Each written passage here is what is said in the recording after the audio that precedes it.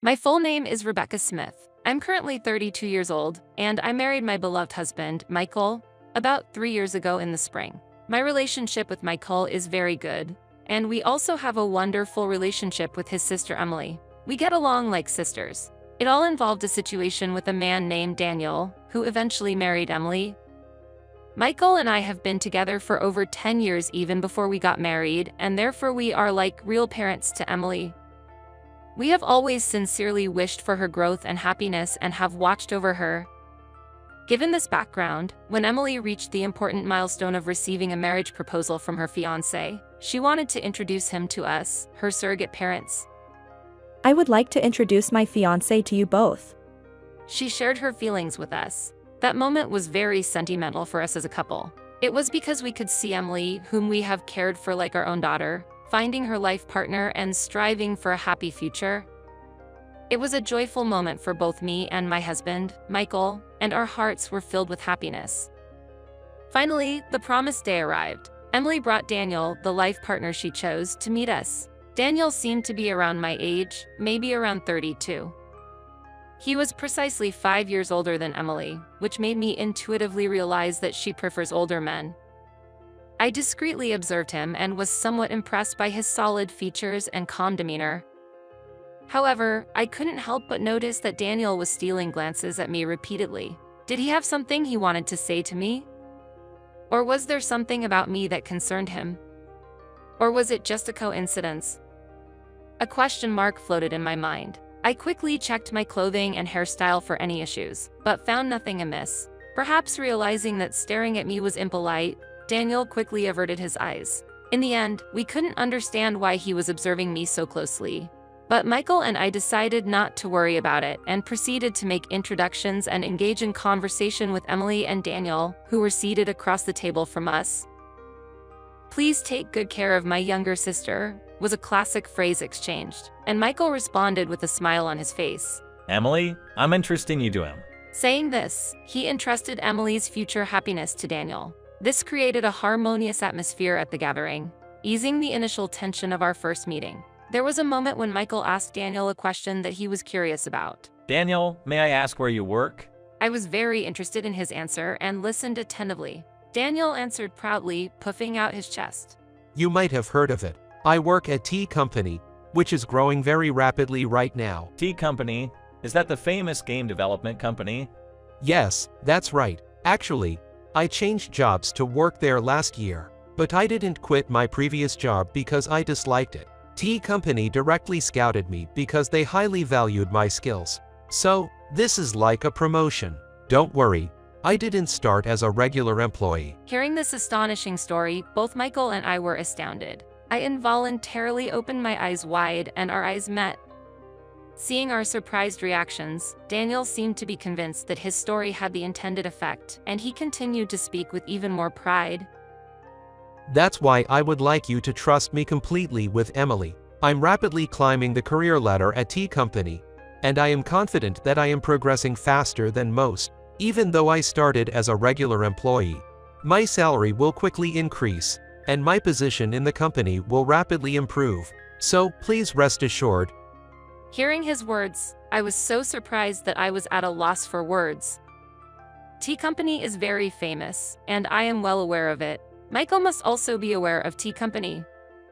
However, he doesn't work there, so he might not know the detailed inside information. I think both Emily and Michael are aware that Tea Company has a great reputation in the industry. However, it seemed like neither of them had imagined that her fiancé, Daniel, would quickly ascend the corporate ladder at Tea Company after joining. I, myself, had not imagined that such a development was actually happening. There were parts of Daniel's story that felt somewhat uncomfortable to me, but I decided to accept his story without doubt, as he talked about being headhunted by Tea Company and successfully climbing the career ladder at an astonishing pace. As our conversation shifted from company topics, I eagerly asked them about their first meeting and how they came to know each other. According to their response, they met through a mutual friend. Daniel was searching for a life partner but felt resistant to attending matchmaking events. Thus, he met Emily through a trusted friend. Emily was interested in having a boyfriend but wasn't actively seeking. She decided to meet Daniel upon a friend's invitation. Actually, I am really drawn to how Daniel brings smiles to my face. His slightly clumsy yet adorable side also really captures my heart.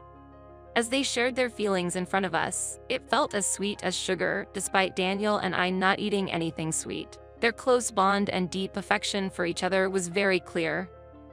However, there was one thing that bothered me as they were leaving our house. Daniel and I decided to see them off at the front door, and that's when Daniel started talking to Emily about bringing rice and other gifts.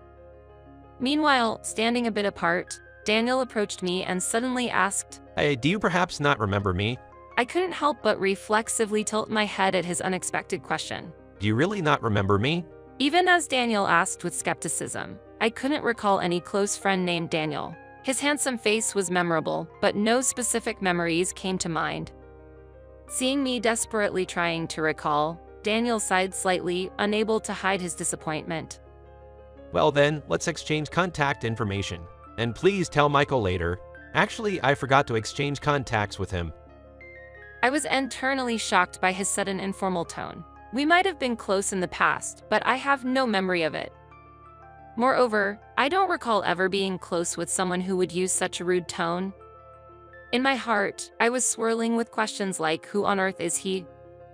What kind of relationship did we have?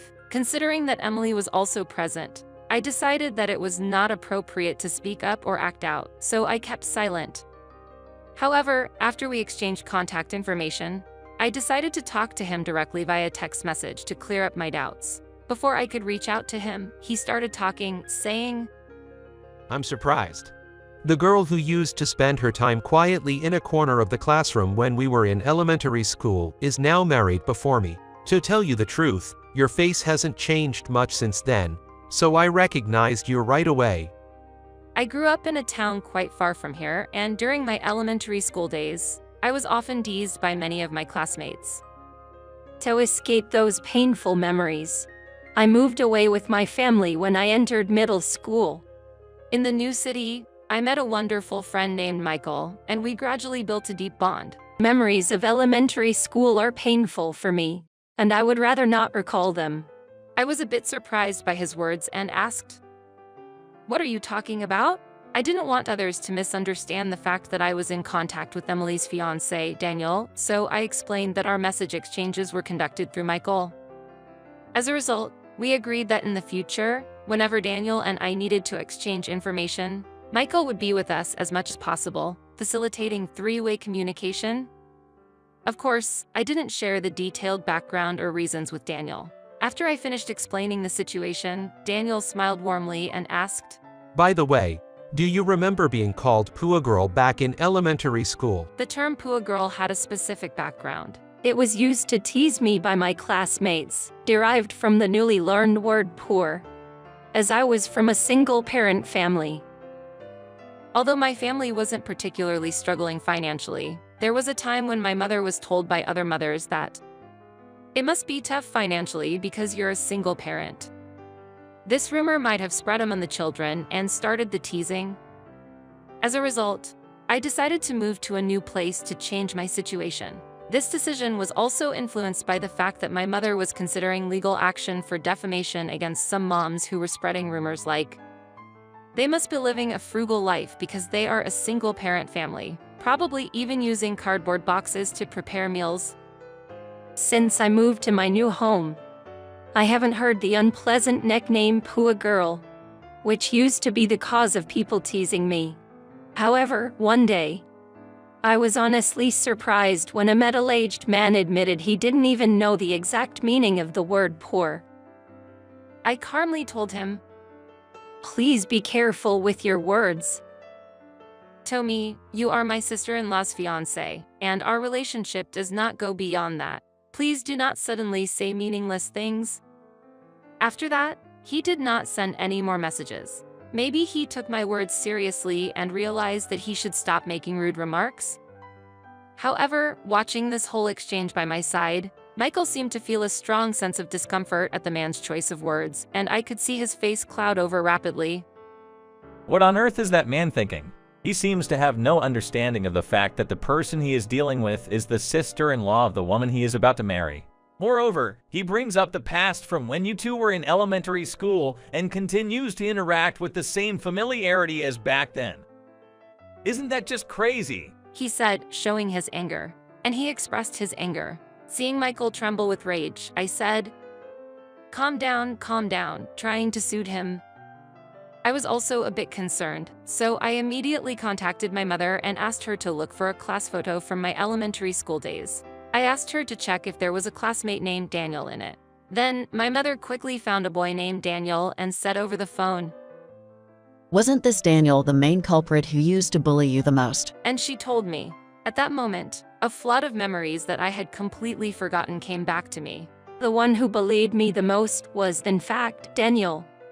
Just to be sure, I had her send me a photo from my elementary school days. Looking at the photo, he had a much larger, chubby physique compared to the past. His appearance was completely different now, which is probably why I didn't realize that I knew him. After that, I decided to investigate the situation more thoroughly. And during such investigations, a few months after our first meeting, I received a call from Emily after a long time. Rebecca, we haven't received your RSVP for the wedding invitation yet. You and your brother are planning to attend, right? What? A wedding invitation? My husband and I were looking forward to receiving this invitation, but strangely, it never reached us. When I told her about it, Emily seemed surprised and said, I definitely sent it. Maybe there was some problem somewhere? Anyway, I will come and give it to you directly tomorrow, she said and responded with a very sincere attitude. The next day, Michael and I received the invitation directly from Emily, and we made sure to tell her that we would be attending. At that point, we had no idea what was waiting for us at the wedding venue and how much it would ripple through. No one could have predicted what would happen next. On the day of the wedding, Emily was in a pure white wedding dress, shining like an angel. I congratulated her on the beginning of her new life, tears in my eyes. However, at the same time, the groom, Daniel, instantly ruined our celebratory mood. I truly wish for Emily's happiness and for my own happiness as well, and I want this wedding to be a complete success. But the moment he spoke, he pointed at me. Michael, Emily, and I were all surprised at that moment.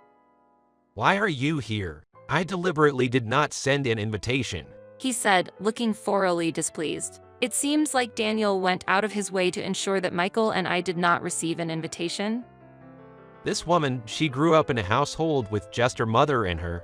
When things get tough, she runs away. That must have led to temporary financial hardship. And now she's found a man from a wealthy family thinking she can live a carefree life. She's a dreamy woman who can't see reality. Despite not knowing anything about my past, Daniel falsely accused me. Michael, sitting next to me, clenched his fist in anger. I gently told him to calm down. Daniel continued to make false accusations against me. I hold an important position at the well-known tea company. If I marry Emily, are you planning to use your position as my sister-in-law to take money from me? At his resolute statement, the groom's friends were shocked and started buzzing in excitement. They must be friends with the same narrow perspective as Daniel. Immediately, I approached a nearby staff member and instructed them to hand me the microphone. Wondering if he was expecting me to say something emotional and illogical, Daniel smirked triumphantly. I responded to him calmly. It's truly ridiculous that you, who can't even properly remember the face of the president at the top of your own company, dare to call yourself an elite. Think carefully if you intend to sever ties with me. I'll be waiting in the president's office tomorrow. We'll proceed with the HR procedures. Having said that, I handed the microphone back to the staff and confidently returned to my seat. With a calm demeanor, Michael stood up and headed toward the exit of the venue. Soon after, Emily also began to walk in the same direction. Noticing this, Daniel called out to her, Wait a minute, why are you going that way too? I'm just trying to break things off with her. If that's the case, there shouldn't be any problems, right? As Daniel, still not fully understanding the situation, spoke to Emily, she gave him a cold look. You really don't know? Rebecca, she's the CEO of tea company. I respect and deeply admire Sister Rebecca. I can't forgive you for belittling her. I intend to break off this engagement right now. You've ruined such an important day in our lives. Be prepared. Shocked by Emily's stern words, Daniel was completely taken aback. And then Rebecca decided to talk to the venue staff and decided to take off her wedding dress. She informed the guests that the banquet would be ended and the wedding itself would be changed to a simple meal gathering. Taking a stance that such an action will never happen again, she pointed out that Daniel was the main cause of the engagement breakup, harshly blaming him. The ordeal was not over yet. The next day, as I had warned the previous day, I calmly waited for his arrival in the president's office. Next to me stood two large, muscular employees, ready to respond immediately if he tried to make a move during our conversation.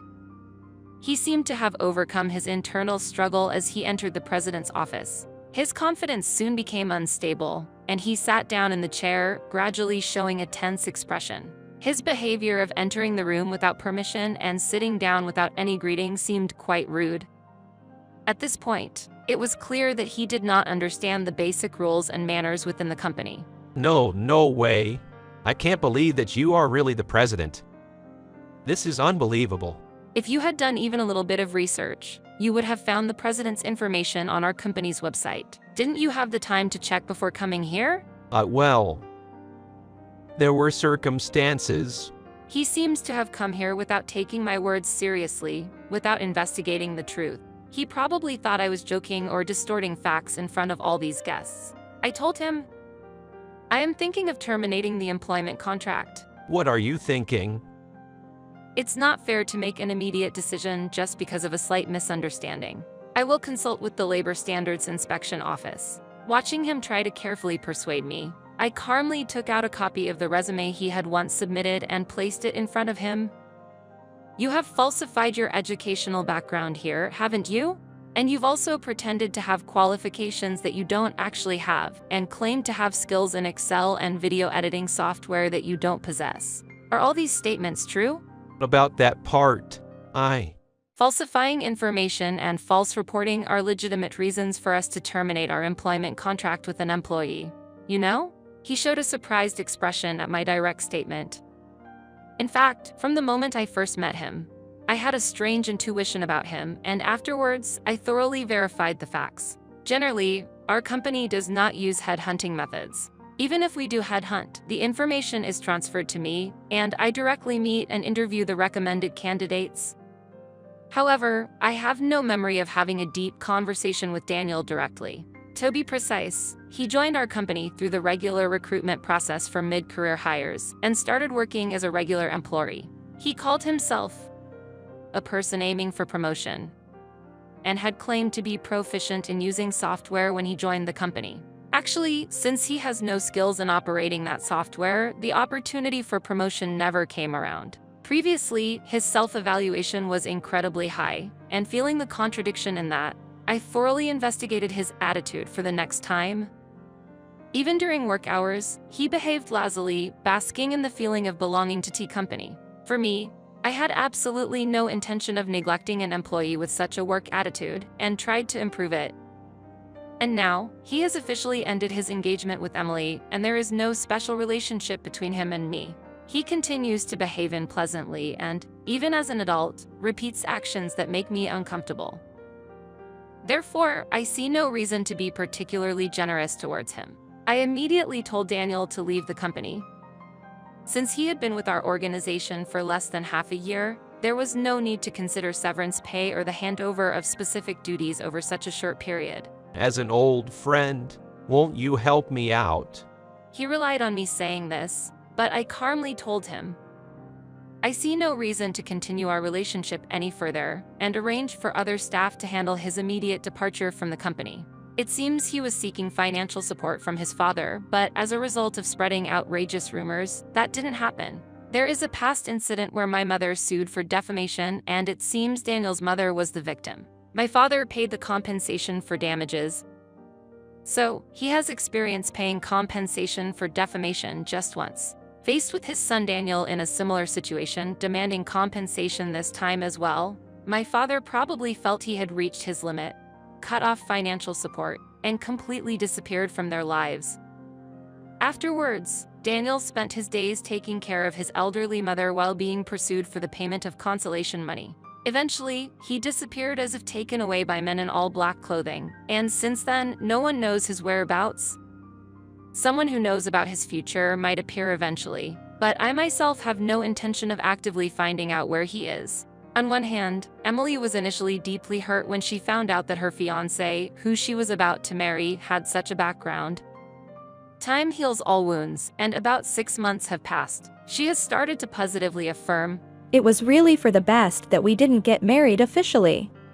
recently, her smile has returned, and she has even been able to participate in events to find a new partner in life. Seeing Emily living a brighter life again, Michael and I are truly relieved. In fact, it seems they are now actively discussing having children.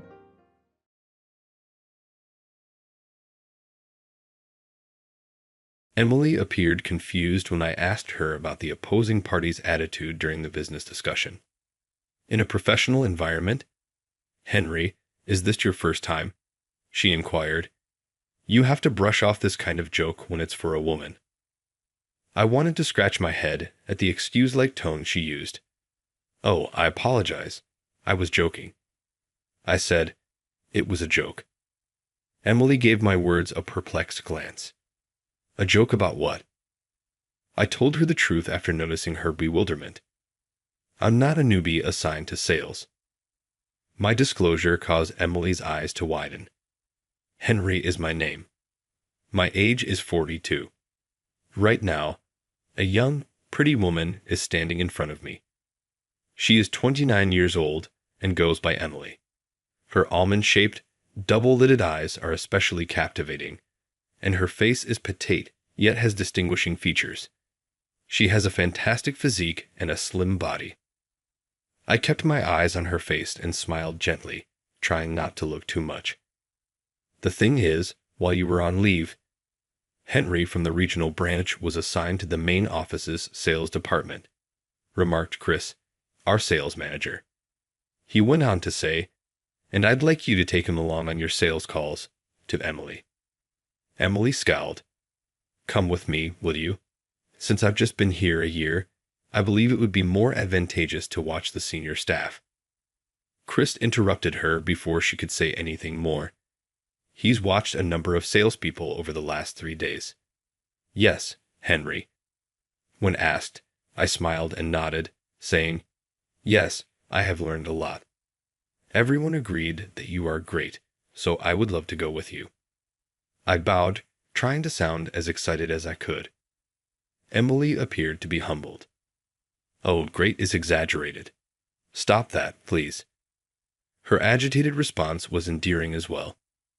You indicated that driving in the area you're visiting today is challenging due to the large number of one-way streets, correct? Could you enlist him, even if only as a driver? Chris inquired. She couldn't possibly turn down Chris' plea. Understood, she grudgingly responded. She still seemed a little reluctant, for some reason.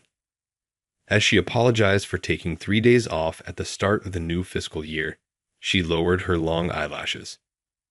Chris gave a nice smile. As an employee, you have the right to take paid leave. Don't be afraid to take it if you're feeling ill, but don't take too much. His words of kindness appeared to bring relief to her face. As a result, I was permitted to go on sales calls with Emily, the bright young star. I settled into the driver's seat of the business vehicle and shifted seats. After a brief moment of hesitation, she appeared relieved and climbed into the back seat as I set my bag on the passenger seat. I struck up a casual conversation as I started the car slowly. Although I was pleased to be promoted to the main office, I never imagined that, at my age, I would be moved to a totally different department. I'm sure you were taken aback. A newbie is an old person like me.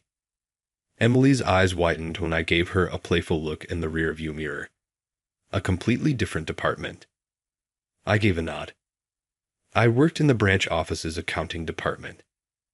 I was genuinely surprised to go from a boring accounting position to our company's glitzy sales division. Her face brightened when I chuckled. Bookkeeping. You worked in accounting, right? Actually, my career goal was to work in accounting. Her words made me raise my eyebrows. Really? And yet you were assigned to sales. You must have been outstanding during training. That's amazing. When I said that, she looked down. I'm not that great, she replied, sounding downcast. I smiled to encourage her. Sales is the star department of our company. Being selected for it is impressive. Have confidence in yourself. However, Emily's expression didn't brighten. Just then, we entered a narrow alley. From here, the road is filled with complex one-way streets, I noted, focusing on driving. Our conversation came to a halt, and during the pause, Emily took a mask out of her bag and quietly put it on. Oh, do we need masks? I should have one. Thinking it might be a courtesy requirement, I mentally checked my belongings, but I was sure I had one. However, Emily shook her head. I was off sick until yesterday. I might pass it on to the client. Her voice was clear, without any nasal sound or phlegm. Feeling a bit puzzled, I parked the car in the designated lot and turned off the engine. We both got out of the car and walked towards the client's company. After about a minute, a large office building came into view. Emily, walking a bit ahead, suddenly stopped. Wondering what was wrong, I was about to ask, but she had a tense expression and didn't look like she wanted to be spoken to. Remaining silent, she took a deep breath and said, "Let's go," entering the building with determination. After checking in at reception and waiting for a while, a tall, slender man appeared from the elevator. "Emily, long time no see," he called out, raising his hand. He seemed a bit frivolous, but was handsome. Emily bowed deeply. I apologize for not being able to visit the other day. The man waved his hand dismissively. No worries. More importantly, are you okay? If I had your personal contact info, I could have visited you. I frowned slightly. Oh no, a visit is too much. I'm sorry for causing a delay in the delivery schedule, Emily continued, still bowing. It's fine. Your boss suggested sending someone else, but I insisted on you. Let's go to the meeting room I've reserved. Only then did the man acknowledge my presence. Oh, is this person with you? Emily nodded. This is Henry, who recently transferred. He's accompanying me as a driver today. Henry, this is Alex. I bowed deeply and introduced myself. I'm Henry. Nice to meet you.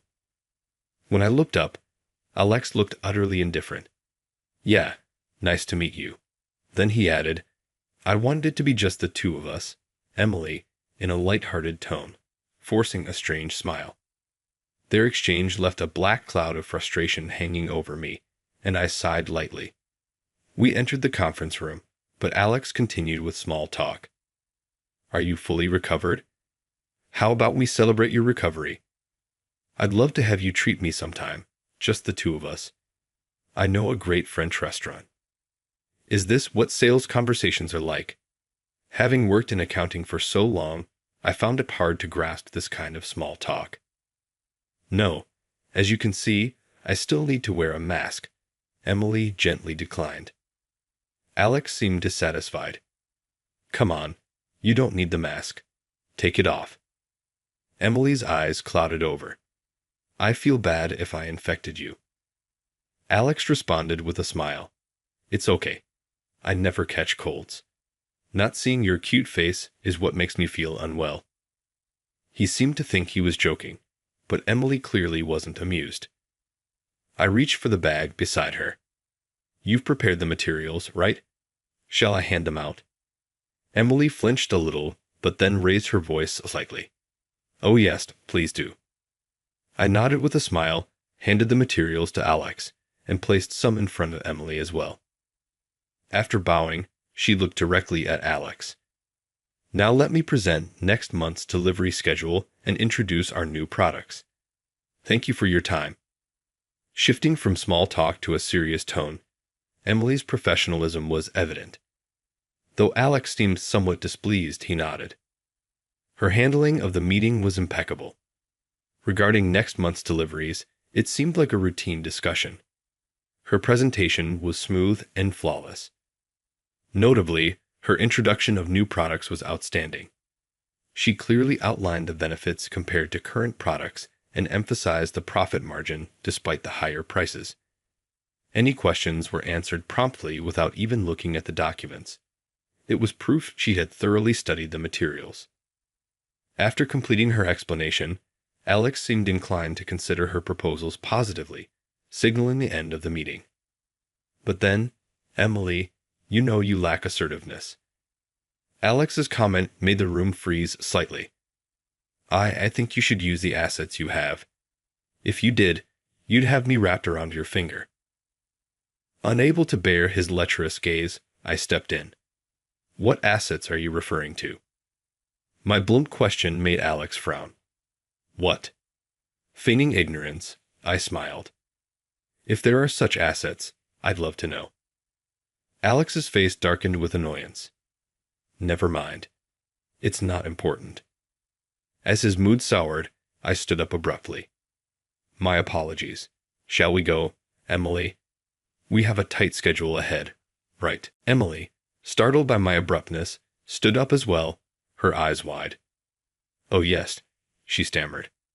I bowed deeply to Alex and said loudly, "Thank you very much for today. It was very educational," and turned to leave. Ah, well, excuse us. Emily hurriedly followed me out of the conference room. Oh, wait. Hold on. I thought I heard Alex's confused voice, but we kept walking, bowing to the receptionist and briskly heading to the parking lot. Once in the car and out of the maze of one-way streets, I let out a big sigh. Wow, what was that all about? Emily knitted her eyebrows in confusion at my question. What do you mean? I mean Alex's attitude. It looked like harassment to me. Emily's eyes widened for a moment, then she quickly looked down. In that brief moment, I thought I saw her eyes glisten. Oh, that's an exaggeration. That's normal. I opened my eyes wide in disbelief. Normal? What's normal about that? Asking for a private dinner, wanting to visit you when you're sick, and staring at you. That's not normal. She remained looking down. Not normal. Her shoulders were trembling slightly. That kind of conversation doesn't belong in a business setting. When I said this firmly, Emily faced forward. In a business setting, Henry, this is your first time in sales, right? We women have to brush off this kind of joke. Her excuse-like tone made me want to scratch my head. Oh, sorry. I was just kidding. Emily looked puzzled at my words. Kidding about what? Seeing her confusion, I revealed the truth. I'm not a newbie assigned to sales. I'm sorry for deceiving you. Chris asked me to. I then explained to her how Chris had asked me for a favor 3 days ago. 3 days ago, I started my new role at the main office, making rounds to greet each department. In the sales department, I reunited with a familiar face. Henry. Long time no see. It's been 12 years. Welcomed by a beaming Chris, I felt my eyes water as I bowed deeply. Chris, it's an honor to see you. I heard you became the sales department manager. That's impressive. Chris laughed and patted my back. What are you saying? You're younger than me, and you came back as the accounting manager. I scratched my head at his words. Accounting isn't popular. They needed someone for the young leadership policy, and I was just the right fit. Though I did work hard. 12 years ago, I worked at the main office and was transferred to a newly established regional branch. The accounting department consisted entirely of part-time employees, making me effectively the head of accounting there. I lamented what seemed like a clear demotion. During that time, Chris, who was the ace of the sales department back then, encouraged me. Despite often interacting with the sales department over receipts, our company's sales department was the star, while accounting was a dull and unremarkable department. There was a tendency to look down on us, making interactions with sales uncomfortable. But Chris was different. He treated me kindly and often took me out for drinks, not charging it to the company, but splitting the bill. He laughed at my seriousness, but it seemed that was one of the things he liked about me. Chris encouraged me, saying, "It's not a demotion. It's a chance. Prove yourself there and come back to the main office with a managerial position." Even though I wondered how an accountant in a regional branch could achieve that, he continued, "You were never afraid to tell us, this isn't an expense. This restaurant won't work. That's wasteful. Thanks to you, we couldn't spend as freely as before, and our expenses went down. Didn't that contribute to the company's profit?" His words made me realize that even in accounting, I could contribute to the company's profits. It wasn't a dull job. That's what the ace of the sales department taught me. I continued working at the regional branch, obtaining my tax account certification. With a better understanding of taxes, I could help with tax savings and improve accounting efficiency. We no longer needed the outsourced tax accountant, making it highly cost-effective for the company. Those achievements, combined with the company's policy of promoting younger employees, allowed me to return to the main office as the accounting department manager. Of course, in this company, where sales is the star department, accounting is female-dominated with high turnover, which is why there was an open position for me. While I believe my skills still need improvement, a manager is still a manager. Chris welcomed me with a smile, glancing at a particular desk and frowning slightly. "Be happy about becoming a manager, but keep a close eye on your subordinates. Otherwise, you might crush young talent." His ominous words made me sit up straight. Is something wrong? When I asked, Chris led me to the conference room. It seemed like a topic he didn't want to discuss openly. Once inside, he told me about a young woman assigned to the sales department due to her excellent training results and beauty, but who had recently been struggling with her health. Whenever someone asked if she was okay, she insisted she was fine, but she always seemed distressed. During sales calls, she refused any offer of accompaniment, and she had been taking more sick days, leaving everyone unsure how to help. "Is she off today too?" I asked. Chris nodded grimly. "Then how about I accompany her?" Chris looked surprised at my suggestion. "If I say it's because I'm a newbie and want to learn, she won't be able to refuse, right? Maybe she thinks she can't rely on her superiors." Chris let out a slight groan, saying, "There might be something to that," while putting his hand to his chin and thinking. "I might be able to figure something out by accompanying her, and even if I don't, maybe she'll open up to a newbie during casual conversation." I wanted to help Chris, but he gave a rueful smile. "What about your own department?" I realized he had a point. "Right, I'll get permission from Mr. Owen, maybe for a few hours." When I bowed, Chris returned the gesture respectfully. "I'll also talk to Mr. Owen. Please do this for me." With that, I bowed deeply again. When I finished my story, Emily's eyes widened. "So, you're actually the accounting department manager?" "Yes. Sorry for deceiving you. Today is actually my first time observing a sales job." I apologized again. Emily shook her head. "No, I'm sorry for causing trouble to Chris and even to you, Henry." Her words made me sigh. There's no way it's a bother. When a valuable subordinate is in trouble, it's more painful if you don't ask for help. But your health issues aren't just a cold, right? Emily hesitated but then nodded slightly. "I'm receiving medication from a psychiatrist, but sometimes I just can't get up in the morning." She explained that it always happened on days when she had to visit a company where Alex was present. "Once I fall ill, it's hard to recover. I'm sorry. It's nothing serious. I just need to be stronger." Her words made me furrow my brows. "Why do you think that way?" Emily's eyebrows drew together. "I've always been told that with a face like mine, I shouldn't take teasing so seriously," she said.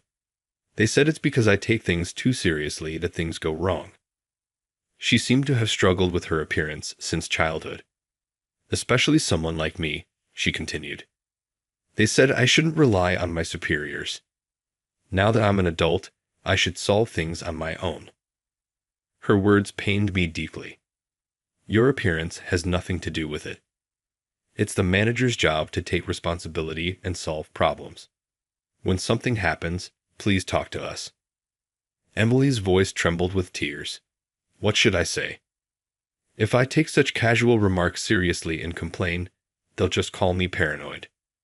Suggesting business dinners or asking for my personal contact information could just be their way of wanting to build a smoother business relationship.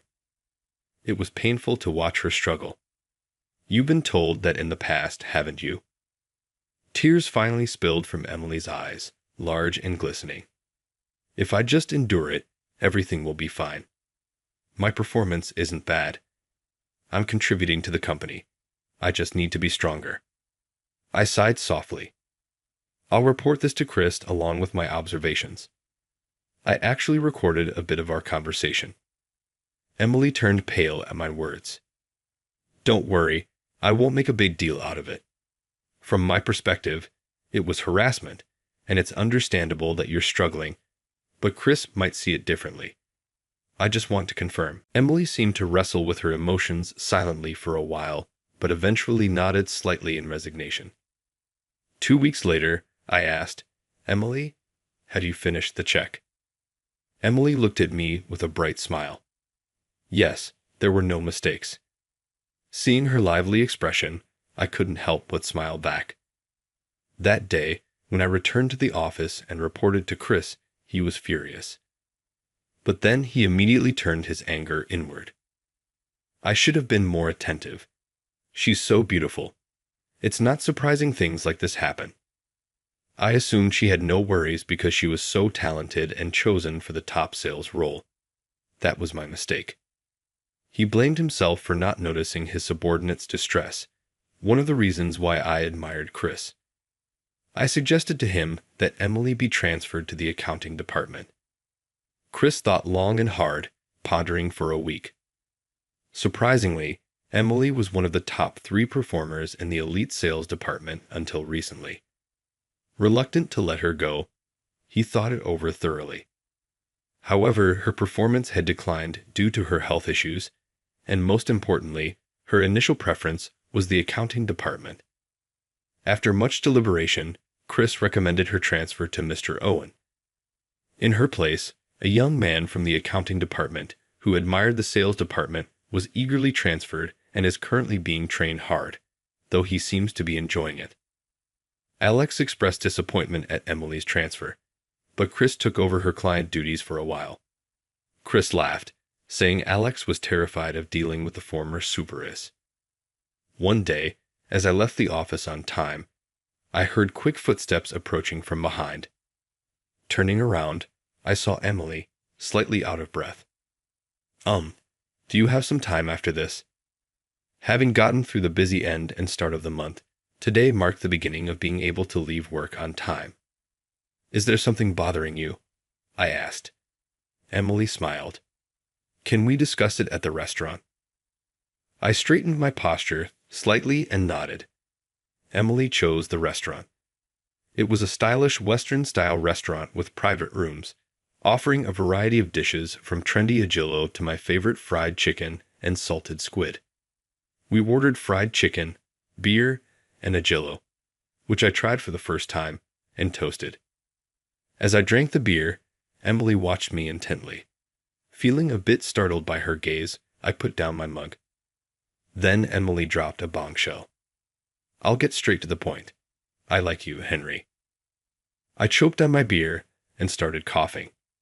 Are you okay? I was not okay. There was no way a beautiful woman a decade younger than me could like me. Don't joke around, I said, still coughing. But she shook her head. I'm not joking. I know you don't have a girlfriend or a wife, right? I raised my hand to stop her. Please, stop teasing this old man. I don't have much immunity to it, especially since I was just dumped. In reality, while at the regional branch, I grew close to a part-time employee. However, when my transfer to the main office was confirmed, she decisively ended things. She wasn't willing to leave her hometown. You had a girlfriend? That's a bit shocking. But that means now is my chance, right? Her sudden assertiveness was surprising, so I glanced at her beer mug. It was still nearly full. I'm not drunk. I'm serious. Chris told me, you better hurry. There are many women eyeing him. So I had to make my move. I was astonished to learn that Chris had been encouraging her. Chris knows too. When I confirmed, she nodded with a smile. Yes, he told me to ask him to be our matchmaker. I held my head in my hands. Is it not possible? This isn't a joke or impulsiveness.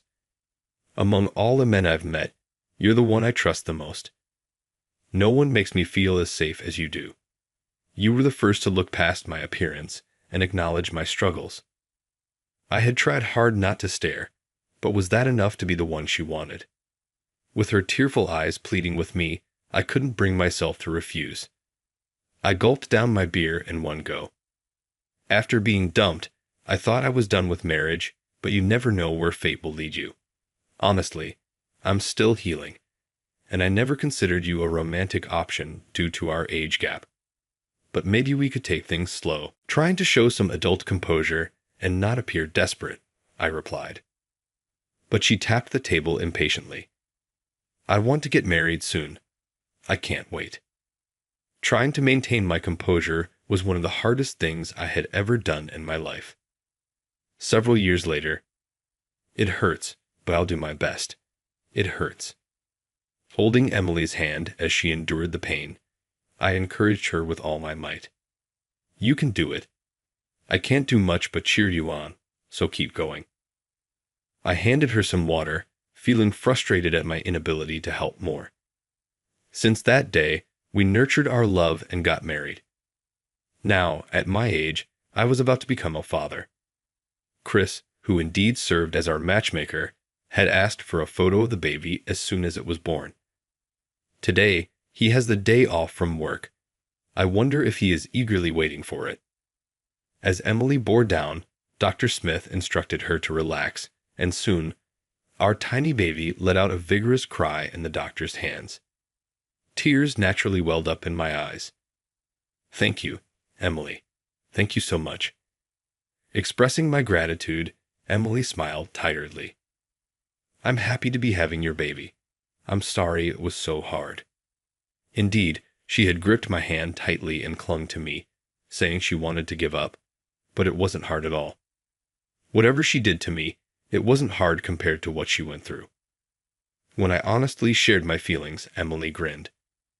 I want at least 2 more kids, so we'll have to go through this 2 more times. I nodded with a smile. While Emily received postpartum care, I was ushered out of the delivery room and sent a photo to Chris. He responded immediately. He had indeed been waiting anxiously. His congratulatory message brought tears to my eyes. I'm surrounded by wonderful people. Emily, our newborn baby, and the children we will have. I want to protect them all. In order to do that, I need to stay healthy and live a long life, I murmured with a smile as I stood in the hospital hallway.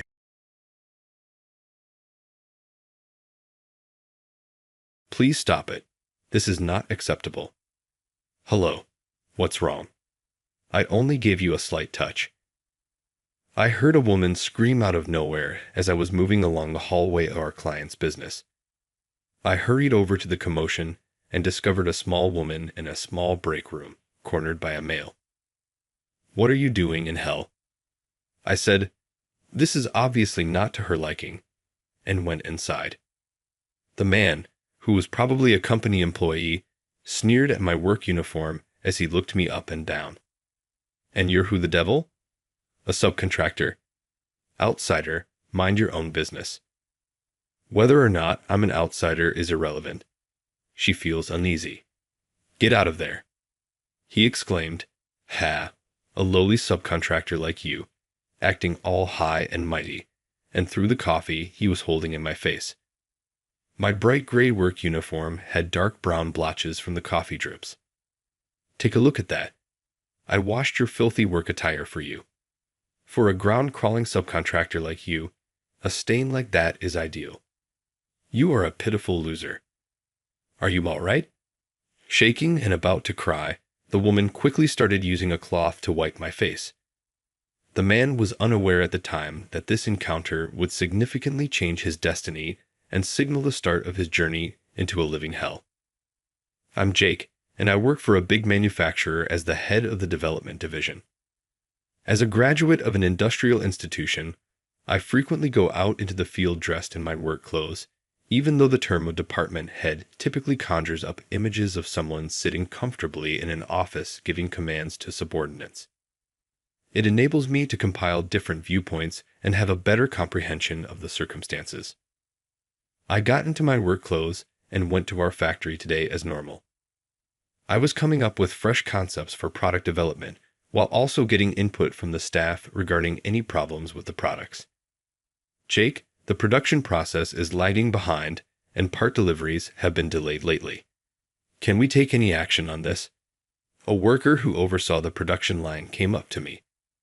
Although I work in product development, not in the manufacturing department, could you talk to Ted, the section chief of the manufacturing department, about that? But Ted is so laid back, he hardly ever contacts the head office. But you go back to the head office every day, right? Could you just mention it to the person in charge of ordering? All right, I'll talk to them. To be honest, it's against the rules for someone from a different department to step in and interfere, ignoring the hierarchy within the company. Even my response just now wasn't exactly praiseworthy. There's a problem with the employee asking me, who isn't their direct supervisor, and with me not being able to refuse. Yes, I've always had trouble saying no when someone asks me for something.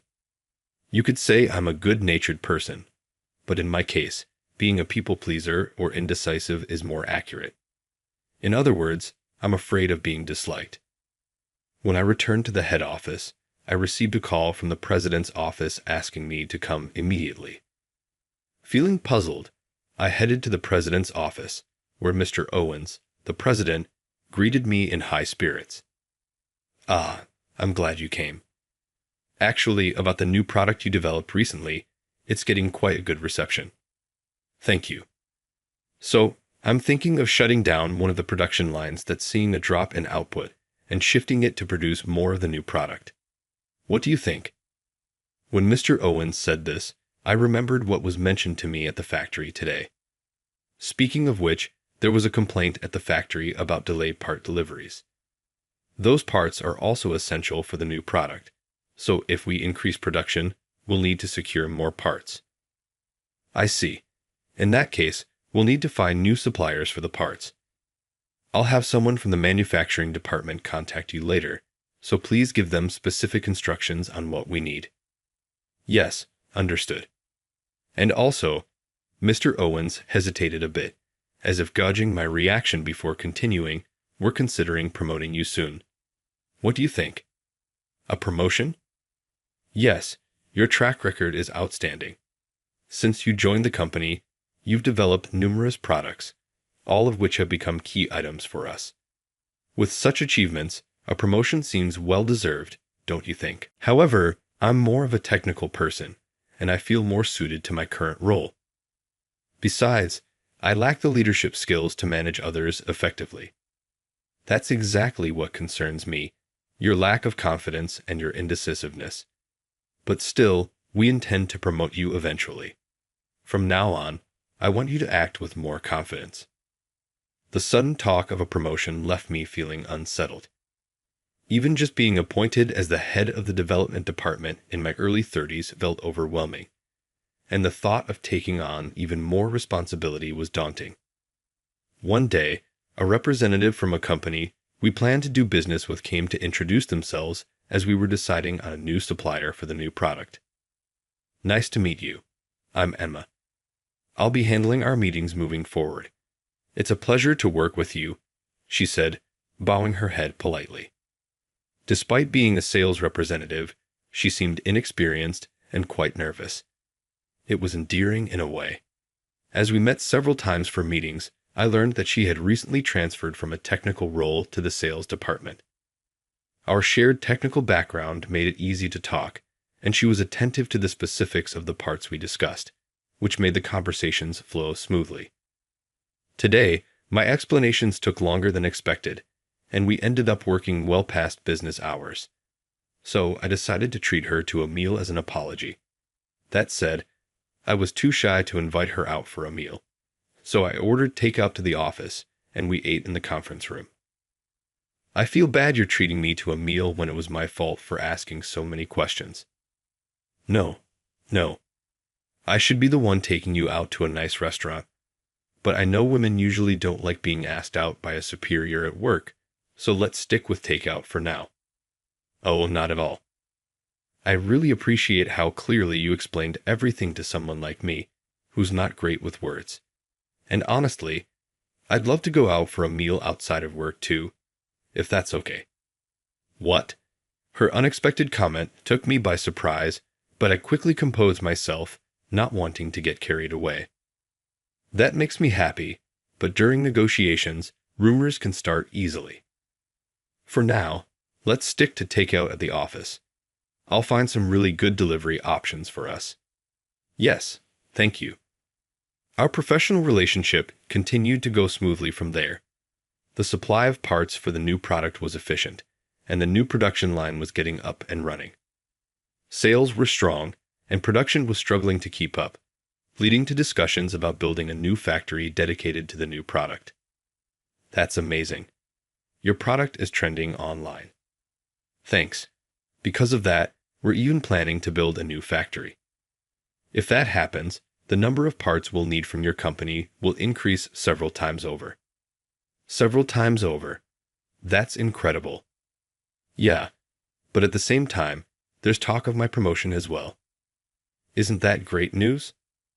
Well, it's not as great for me. You see, I have a hard time saying no to people. I'm worried that if I get promoted, no one will want to follow me.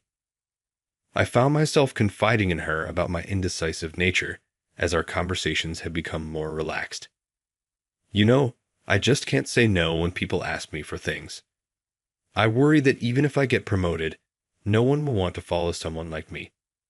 That's not true. Sure, subordinates often have high expectations of their superiors, but I'm sure many people appreciate your kindness and humanity. I bet they'd all follow you. Do you really think so? As her words started to boost my confidence, I noticed she suddenly looked downcast. Even though I said all that, I'm the same way. It takes a lot of courage to say no, especially to a boss or a man. You worry they might retaliate later, you know.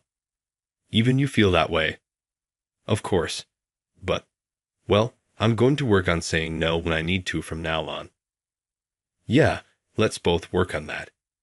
Yes.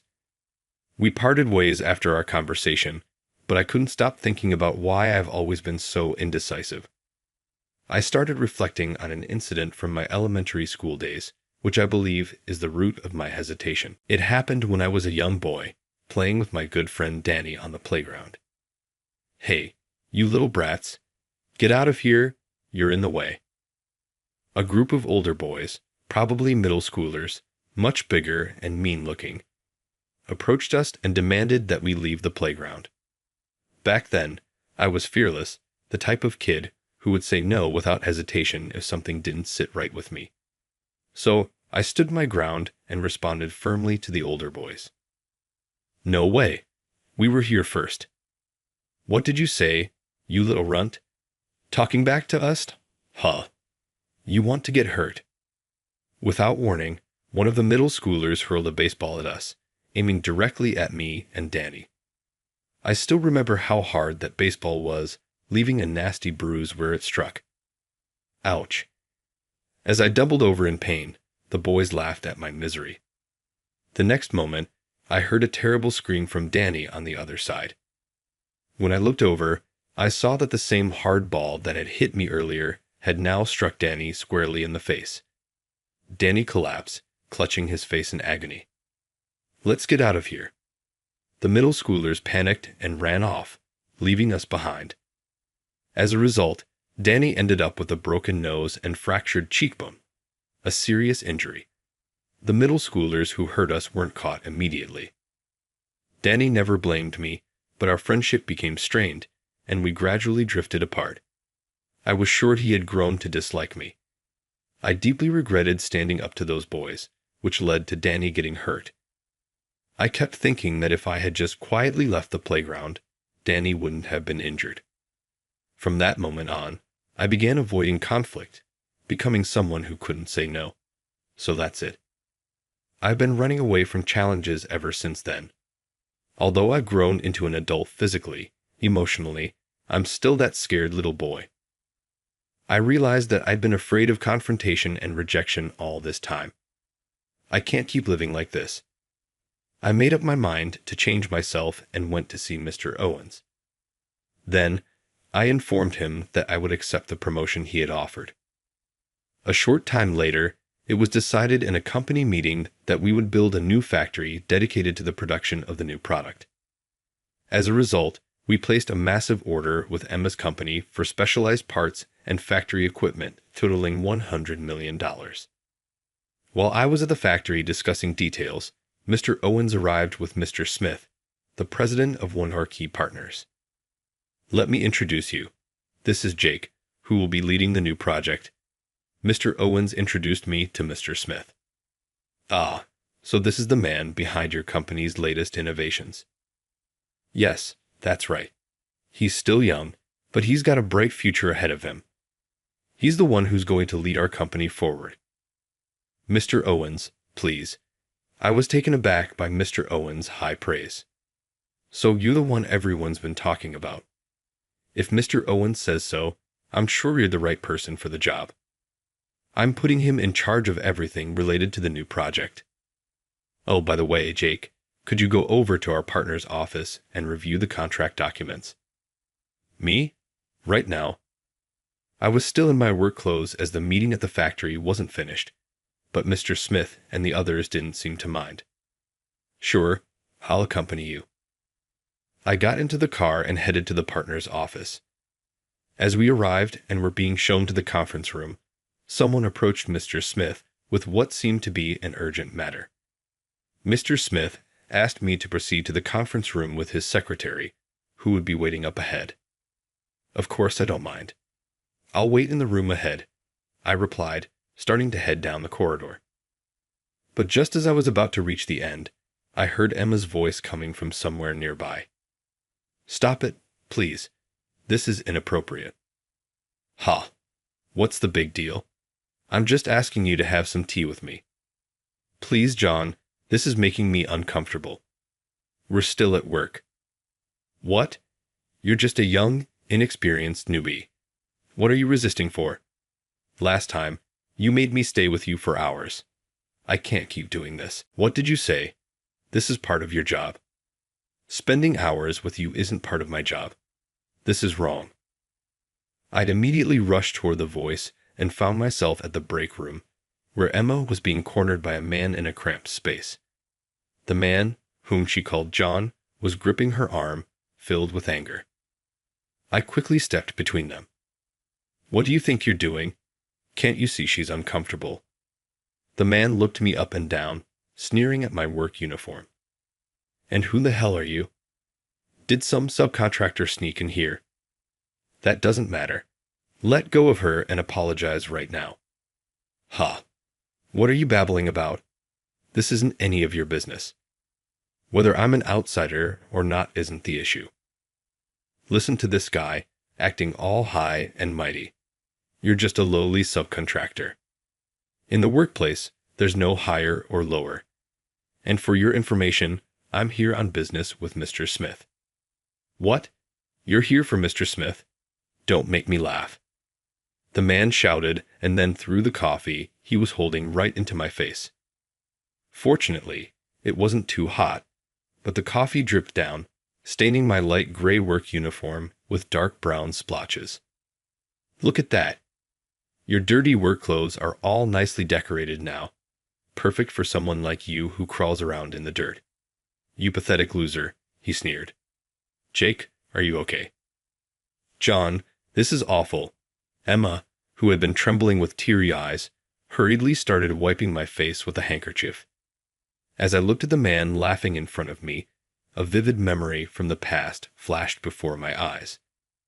The sneering smile, the mocking tone, everything about him was eerily familiar. And that name, John, I was sure I had heard it before. Could you be the same John from back then? Yes, the man standing before me was the same John who had thrown that baseball at me and Denny all those years ago. I recalled the pain from the ball hitting me and the image of Danny writhing on the ground. He was like this back then, too. He would torment those he perceived as weak, laughing joyfully as he did. Unforgivable. A surge of anger welled up inside me, turning my vision red. At that moment, Mr. Smith came running up behind me, clearly alarmed by the commotion.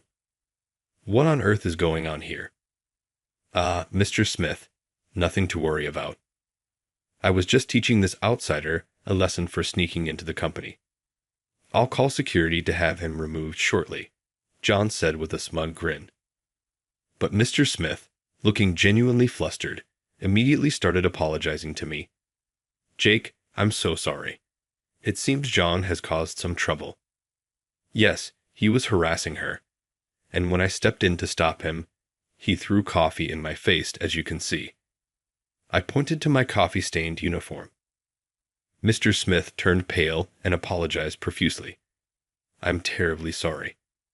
John, what on earth have you done? What? Why are you apologizing to this guy, Mr. Smith? I found myself beyond anger, feeling more exasperated with the man who still hadn't grasped the situation. Mr. Smith, I've appreciated the business relationship we've had, but from now on, we'll be terminating all dealings. I cannot conduct a $100 million deal with a company that employs someone who can't even follow basic social rules.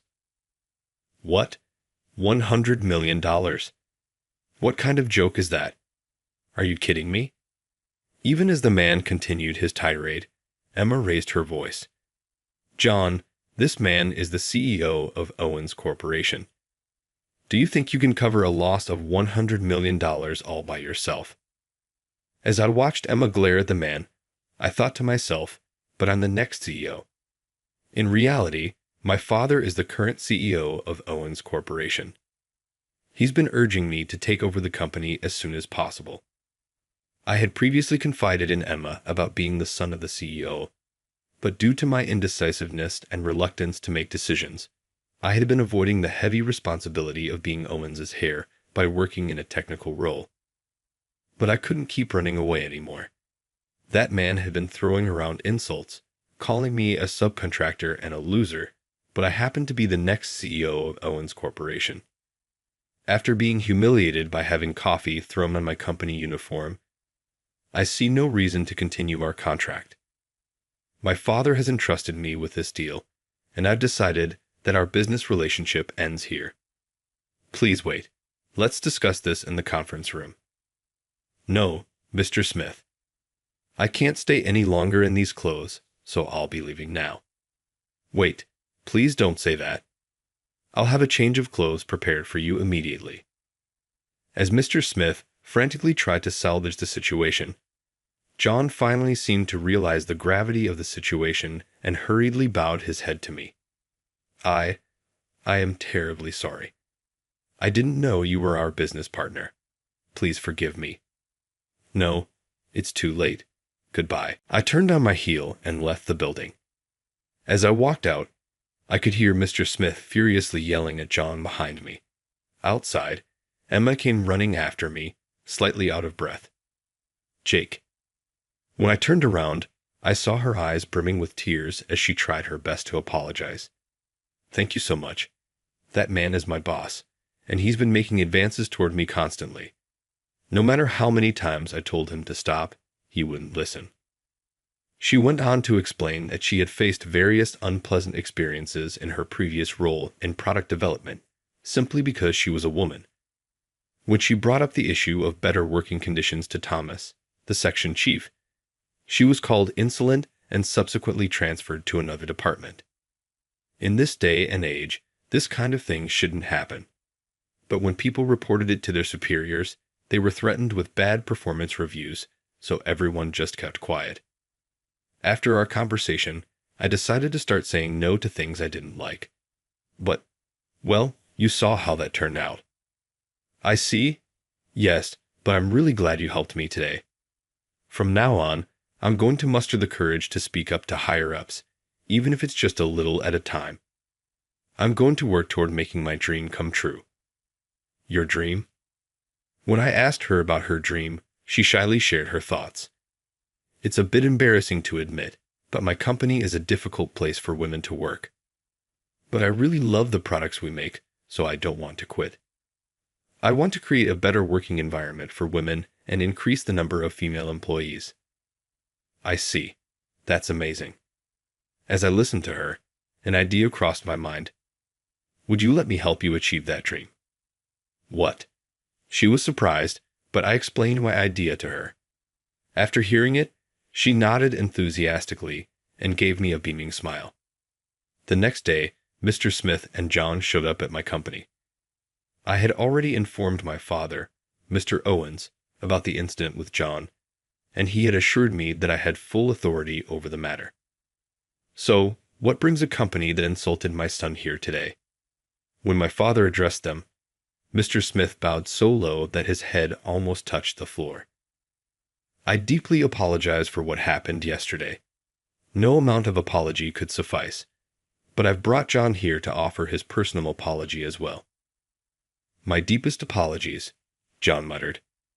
After Mr. Smith, John also offered an apology, but it was clear that he didn't genuinely mean it. He has reflected deeply on his actions, and we hope he'll reconsider the contract, Mr. Smith added. In response, I said to Mr. Smith, since you've come all this way, I'm willing to reconsider on one condition. Yes, anything you ask. First, there are allegations that John has harassed multiple female employees. I want these claims thoroughly investigated, and appropriate disciplinary action must be taken. Secondly, I want your company to commit to creating a work environment that is more supportive of women. Upon hearing this, John, unable to keep silent, suddenly spoke up. Excuse me, but isn't that an unfounded accusation? No, it's not. Just from what happened in the break room yesterday, I've heard that you've been harassing female employees for quite some time. Pa, that's just her making things up. It's just the jealousy of a woman who can't get attention. Don't take her seriously, he scoffed. She's not the only one making complaints against you. You've been accused of claiming women are incompetent, forcing them to clean toilets, locking them in storage rooms, and denying them overtime pay. There are even cases of you unjustly transferring women to distant locations.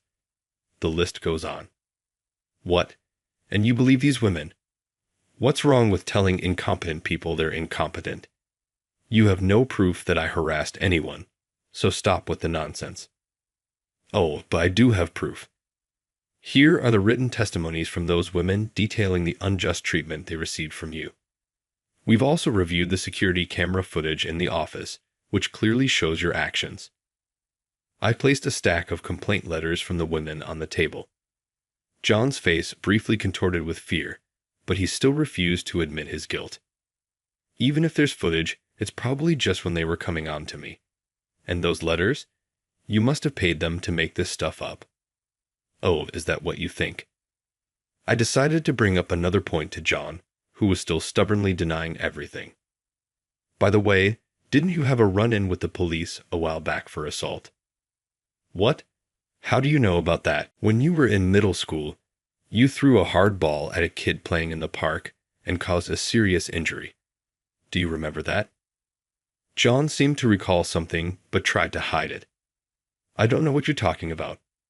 You have no proof that I did anything wrong. If you do, show it right now. As John arrogantly demanded evidence, I smiled calmly and spoke.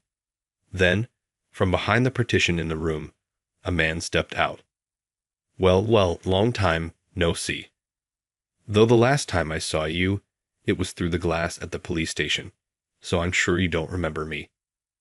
No way. You're? Yes, I'm Danny, the kid you hit with a hard ball, causing a serious injury. That's impossible. John jumped up from his chair, panic written all over his face. It's not a lie. Look, here's a copy of the indictment and the incident report from back then. We also have footage from a nearby security camera. Oh, and you remember skipping out on the damages you were supposed to pay. You ran off without paying, didn't you? Ooh.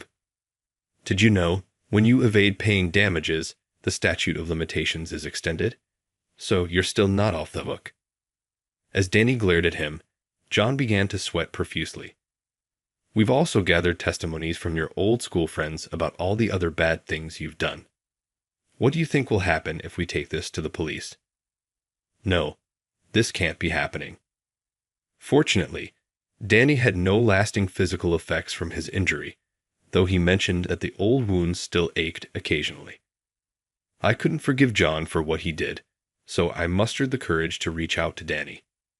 He expressed a desire to be involved, so I arranged for him to be here today. Emma had also been instrumental in gathering the complaint letters from the women. Over 50 letters were collected, showing just how much John had been getting away with. The fact that these women managed to write and deliver the letters of accusation in just one night showed how deeply they resented him. In a way, it was terrifying, and I felt a sudden chill down my spine. John was subsequently fired from the company. I also heard that several women had pressed charges, prompting a police investigation. At the company, a new department dedicated to improving corporate compliance was established, and she was appointed as its head. She is now working tirelessly to create a better environment for women. Seeing her dedication, I found myself admiring her even more, and I knew I wanted to continue supporting her in any way I could. Afterward, Danny and I had a long conversation for the first time in years. Sorry for contacting you out of the blue, and thanks for your help today. I really appreciate it. No worries. I had a grudge against that guy too, so it worked out. Glad to hear that.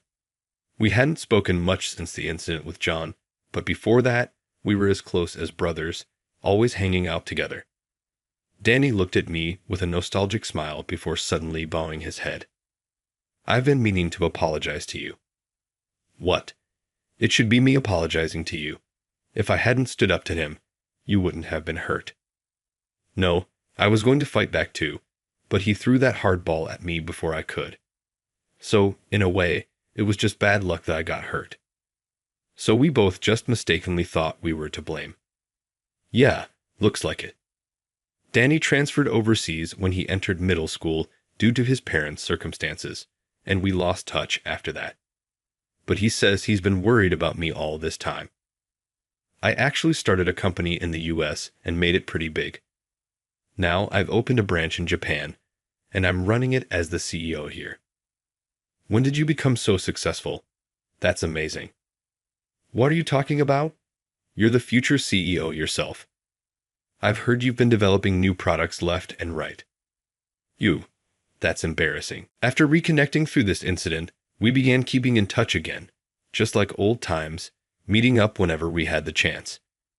Danny also offered to give me some rather strict personal coaching on how to say no, knowing how much I struggled with it.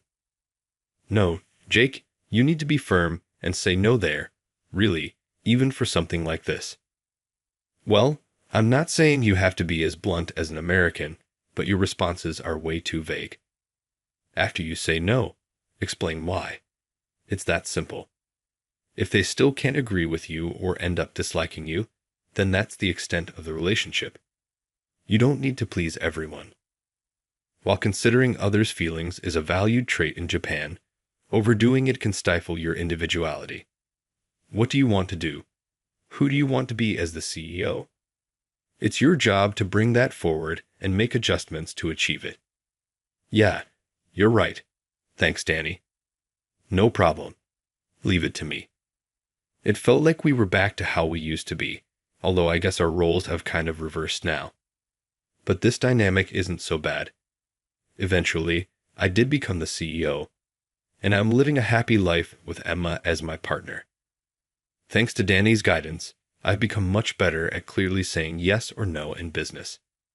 Still, The one person I just can't say no to is my wife. And that's a bit of a challenge. People often avoid saying no to prevent hurting others. We watch others' reactions, fear being disliked, and end up giving vague answers or agreeing to things we don't want, only to regret it later. But for the sake of protecting those who are important to me, I've decided to become the kind of person who can say no when something is wrong. I want to build relationships where we can truly understand and respect each other. That's the kind of person I strive to be.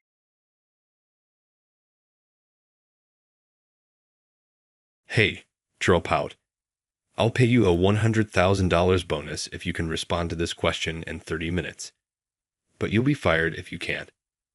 During a necessary training session that all employees at headquarters were required to attend, my supervisor, Alex, the department head, said these things. Since many employees were already doubting the strange training that involves answering questions from prominent university entrance exams, naturally, a buzz circulated around the enormous conference room that had been transformed into the training location. Alex had already created a poor impression when he suddenly presented me with a challenging question while I was alone myself. Everyone could see that his promise of an unachievable $100,000 bonus was nothing more than harassment. Alex appeared unaffected by the rush of other department heads to stop him. Since I couldn't fix it anyhow, he remarked, it wasn't a problem. The other department heads were blind to the fact that this was not the true problem. The organization, a renowned multinational corporation in its own right, has a conference room at the headquarters that can hold about 200 people. It would undoubtedly stress compliance. Alex did not appear to be aware of this problem. With a heavy sigh, I let out my pent-up frustration and started to confidently confront the situation. I had no idea how this incident would impact Alex's and my careers. Ryan is my name. This year, I turned 30, although I've worked at over 5 different jobs and have never stayed at one for very long. I've ended up quitting every job, whether it was because I was thought to be incompetent or because I didn't get along with people. I've been with my 6th employer for 6 months now, which is one of the longest tenure I've had, and I would like to stay quietly for a longer period of time. However, I had a feeling it wouldn't last long. I work in the foreign sales department, and Alex and I haven't been getting along, so that's the reason. It bothers me that I frequently end myself in glitzy sectors like international business, even though I think I'm more suited for less involved positions. Having a respectable university degree, Alex was proud of it and believed that people without one were lazy failures. He denigrated women who had achieved academic success by claiming that a woman's high level of education merely detracts from her beauty, although this was solely directed at men. I particularly disliked Alex. Having a mindset with prejudices is one reason, but there are many other reasons why I find it difficult to deal with him.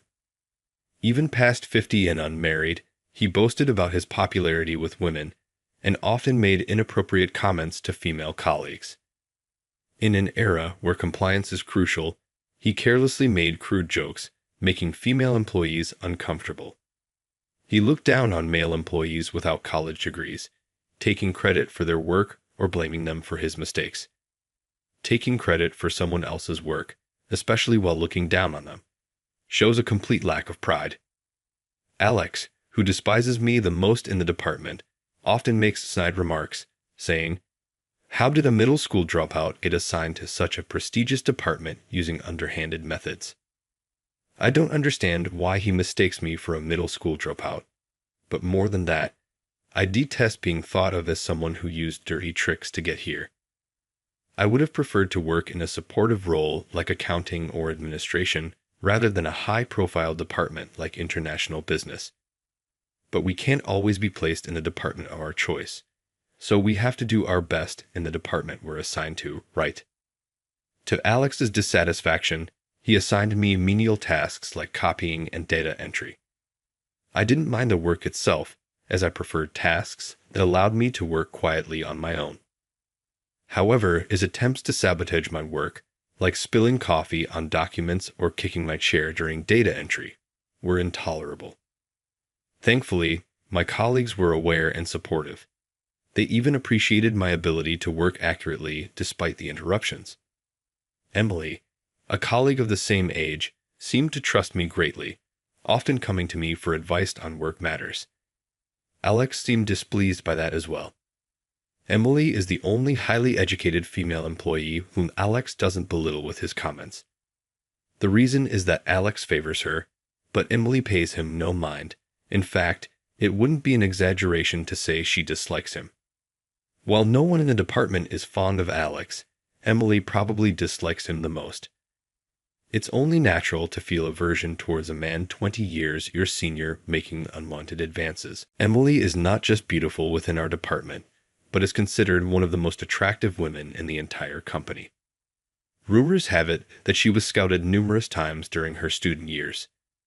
Though I hadn't heard it from her directly, and it remains a rumor, her beauty makes it easy to believe such claims. Emily consulting with me, whom Alex looks down upon as a middle school dropout, fuels his jealousy, leading to even more harassment. In front of the female employees, he ridicules me for being a low-educated dropout and blames me for mistakes that aren't my fault, desperately trying to lower my evaluation.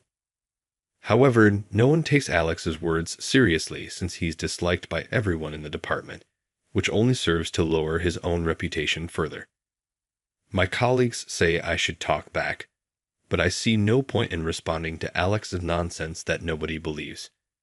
Thinking that talking back would only lead to more trouble, I chose to ignore it, which turned out to be a mistake. The harassment escalated, and eventually, Alex crossed a line.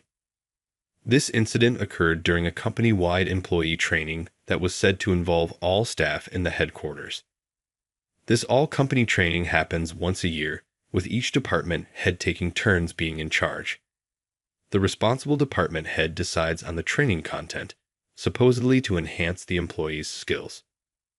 This year, Alex, who was in charge, decided to use prestigious university entrance exam questions as training content.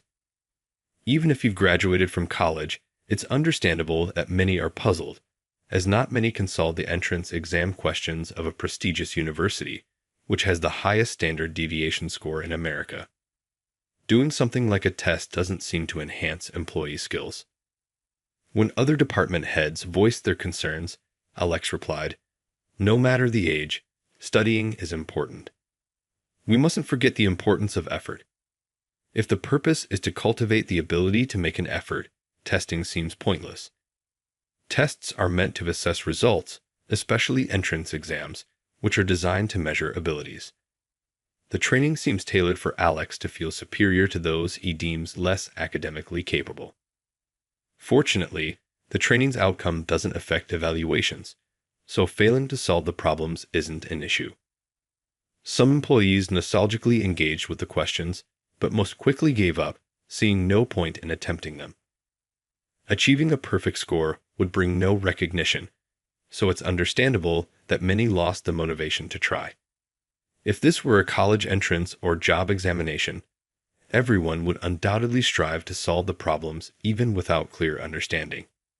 However, for training meant to improve skills, the lack of practical benefits makes the entire exercise feel like a waste of time. Alex, seeing employees giving up on the problems, taunted them, "Look, you're forgetting the importance of effort." Knowing they'd be mocked, the International Business Department employees pretended to work on the problems. Yet Alex still taunted, "Ken, it's who can't even solve this handle international business work." It seems he just wants to look down on others and make snide remarks. Alex, patrolling around the desks like an exam proctor, stopped in front of me and handed me a piece of paper. The document contained a lengthy passage in French, leaving me puzzled about what was expected of me, so I looked up at Alex for guidance. Then, with a smug grin, he said, "If you can answer this in 30 minutes, I'll give you a $100,000 bonus. But if you can't, you're fired." A murmur spread through the large conference room, which had become the training venue. It was appalling that he would say such a thing during a company-wide training involving all headquarters employees. Other department heads rushed to stop him, but Alex seemed indifferent. Releasing the stress that had accumulated over time, I let out a heavy sigh and looked over the paper handed to me by Alex. Within 5 minutes, I responded to the question. The task was to translate a long French text, which contained words that were difficult to express in English or unknown to me. The unfamiliar words were likely intentionally incorrect neologisms. In press schools within French-speaking regions, a method commonly employed is phonics, which is used to recognize the rules of pronunciation and spelling in French. Familiar with French phonics, I was able to translate without being stumped by the unknown words. Alex, comparing my translation to the model answer, trembled in shock. When will the bonus be deposited? I asked with a pleasant smile, inquiring about the $100,000 bonus. Of course, I didn't seriously expect such a bonus to be paid. However, I couldn't forgive Alex for using the company training as an opportunity to harass me just because I tend to be quiet. A little harassment directed at me was one thing, but I couldn't overlook Alex using valuable training time meant for skill improvement just to indulge in his sense of superiority. I'm not a type who's particularly driven by a sense of justice. Normally, I prefer to spend my time peacefully, but it seems I had reached my limit with all the harassment up to now. Without realizing it, I had accumulated a lot of stress. How can a dropout like you solve a problem that I couldn't? Alex revealed his own failure to solve the problem and yielded, unable to accept that I had solved it. Dropout? I graduated from Oxford University, you know. I have been insulted as a dropout many times before, but I am not a dropout. I had always wondered why such a misunderstanding had occurred. It seems Alex, having seen my resume, initially judged me based on my numerous job changes and labeled me as a troublemaker. However, the companies listed in my employment history are all well-known firms. Alex must have wondered what kind of educational background someone who doesn't stick with jobs yet works at famous companies each time would have. So when he checked the education section, it only listed up to middle school. Indeed, the education section only goes up to middle school because the school I graduated from isn't in the United States. So in the United States, I'm considered a middle school graduate. Instead, in the self-promotion section, I noted that I had moved to the UK from high school and spent my time there through college. Alex must have misunderstood me as a dropout by only looking at the education section. When I explained this, Alex, unable to use education to assert dominance, complained, "Even so, you're someone who can't endure and quits companies quickly." Indeed, I have changed jobs 5 times in the 7 years since returning to my home country. There were reasons for that. The first time I resigned was because my discussions were deemed too complex and bothersome by others. I didn't think I was talking about anything particularly difficult, but if I couldn't be understood, there was no helping it. The second time, I faced harassment after being accused of getting cocky because of my good performance. If it was just harassment directed at me, I might have endured, but once it started affecting our clients, I had to resign. Being accused of showing off for working hard and being called incompetent for not doing enough led to my 5 job changes. That's why I wanted a job that didn't involve much interaction with people. The copying and data entry tasks that Alex had been harassing me with were actually the kind of work I thought suited me. I had even hoped to spend my entire workday doing nothing but copying and data entry. If Alex hadn't tried to set me up in front of everyone, I would have been content with quietly doing my copying and data entry tasks. What's all this noise? Did something happen? President Johnson, noticing the commotion in the conference room where the training was supposed to be happening, appeared with some executives. The roughly 200 employees went silent as President Johnson showed up, seemingly puzzled by the sudden quiet after the previous noise. President Johnson asked Alex, the person in charge of the training, what had happened. However, Alex's explanation was a jumbled mess that made no sense. Then, President Johnson turned to Emily, who was nearby and likely knew the situation, for an explanation. Emily thoroughly explained everything. from the content of the training to what Alex had tried to do to me and how I easily solved the difficult problem. Concluding, a person like Alex, who looks down on employees, is not fit to be a department head. Even though Emily was a favorite of his, Alex, unable to take the critique of not being fit for his position, retorted to President Johnson, "You wouldn't believe the words of a woman who's all looks, right? Are you saying my daughter is just a pretty face?" President Johnson's expression turned to one of anger. "Daughter?" Everyone was shocked. The surprised expressions on the faces of all the International Business Department employees made it clear that no one had known. Alex's face turned pale. Emily sighed, complaining to President Johnson about revealing that she was his daughter. With the situation in chaos, the training couldn't possibly continue. President Johnson ordered Alex to stay at home and told Emily to order some delivery. What had originally been a session focused on prestigious university entrance exam questions turned into a social gathering to improve communication, as commanded by President Johnson. At the start of the gathering, I found myself bombarded with questions. Why had I kept my Oxford University graduation a secret? Why hadn't I used my French skills? Most questions were along these lines, but some people also asked about phonics in the Oxford curriculum. I tried to explain as simply and clearly as possible. As I did, even those just listening in seemed to become interested and started asking various questions, which I answered diligently. Then, Emily suggested, "You might be suited for teaching, you know." Now aware that she was the president's daughter, the employees quickly made space around us, giving Emily a more comfortable environment to talk in. She mentioned that she had wanted to work as a regular employee because she disliked this kind of attention. "I never imagined it would be revealed like this," she said with a small smile, then asked why I had switched jobs so often. I shared the reasons behind my frequent job changes. "You don't seem like the type to change jobs just because of that," she remarked. I admitted, "I'm good at meticulous tasks, and though it might sound odd, I consider myself diligent. It seemed strange to others that I would resign just because I didn't get along well with others. Indeed, it wasn't just poor interpersonal relationships that led me to resign. I was suffering from depression," I added with a wry smile, and Emily apologized, thinking she had asked something inappropriate. The foreign high school I attended didn't rank students by grades, nor did it award achievements in sports or arts. The environment was thoroughly non-competitive, emphasizing diversity. It was a culture of acknowledging and respecting each other's differences, striving to improve together. Perhaps due to this influence, I grew up to be an adult uncomfortable with competition.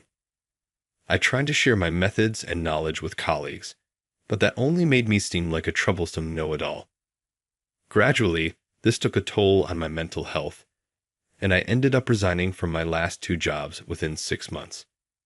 That's when I realized I was suffering from depression, and now I'm able to work, thanks to medication and counseling. Emily expressed concern that Alex's harassment might have worsened my condition, but my issue was solely with competitive environments. Living abroad, it's not uncommon to encounter racial discrimination and derogatory remarks. Thanks to that, I've become accustomed to ignoring sarcasm and mild harassment. Alex's behavior fell within what I could ignore, so it wasn't a problem for me. In fact, my doctor mentioned that I might soon be able to stop taking medication, as my depression was nearly in remission. Emily flashed a relieved smile, but left with a meaningful grin. Later, a personnel announcement revealed that Alex, who had been suspended, was demoted and transferred. I was also ordered to transfer from the International Business Department to the HR department. Despite my claim of not being good at interpersonal relations, I was moved to HR. Although unhappy, Emily assured me it would be fine, so I somewhat accepted it. Emily was transferred to the secretarial department, preparing to become the next president. Years later, I was promoted to department head. It turned out I had a knack for personnel training, and the employees I trained performed well across departments. After the incident with Alex, the company overhauled its training program, placing HR in charge. I was unexpectedly put in charge of employee training, which turned out to be quite popular. I worried that my training, as someone who dislikes social interactions, would be less effective than the previous one focused on prestigious university entrance exam questions. However, one day, I introduced phonics, which many employees were interested in, and their foreign language skills significantly improved. Lately, due to employee preferences, the focus on foreign language skills in training programs has become a major priority. Emily is thrilled that improved foreign language skills could boost the company's profits. I know this because Emily and I recently started dating. She confessed to me after I was recognized for my achievements in personnel development and promoted to department head. Apparently, she'd harbored feelings for me since our days in the international business department.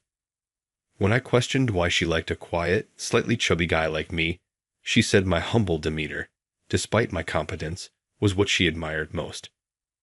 Though I had my own self-assessment, others seemed to view me as modest.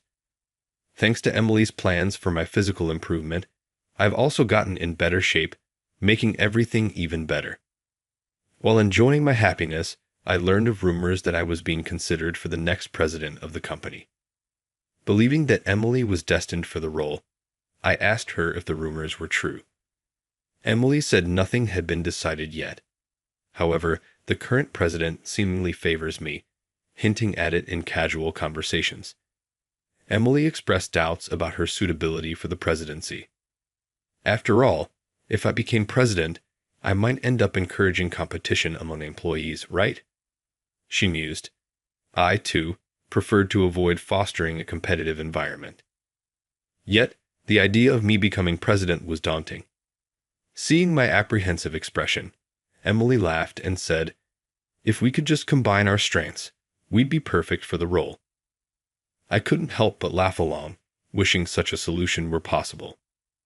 I may not be as outspoken or decisive as Emily, but if I were appointed as the next president, I'd resolve to become more assertive to avoid disappointing the president or Emily. I might not achieve much on my own, but I have people around me willing to help. For the sake of those kind individuals, I aim not to let them down. Step by step, I will strive to make an effort to resolve each problem that arises.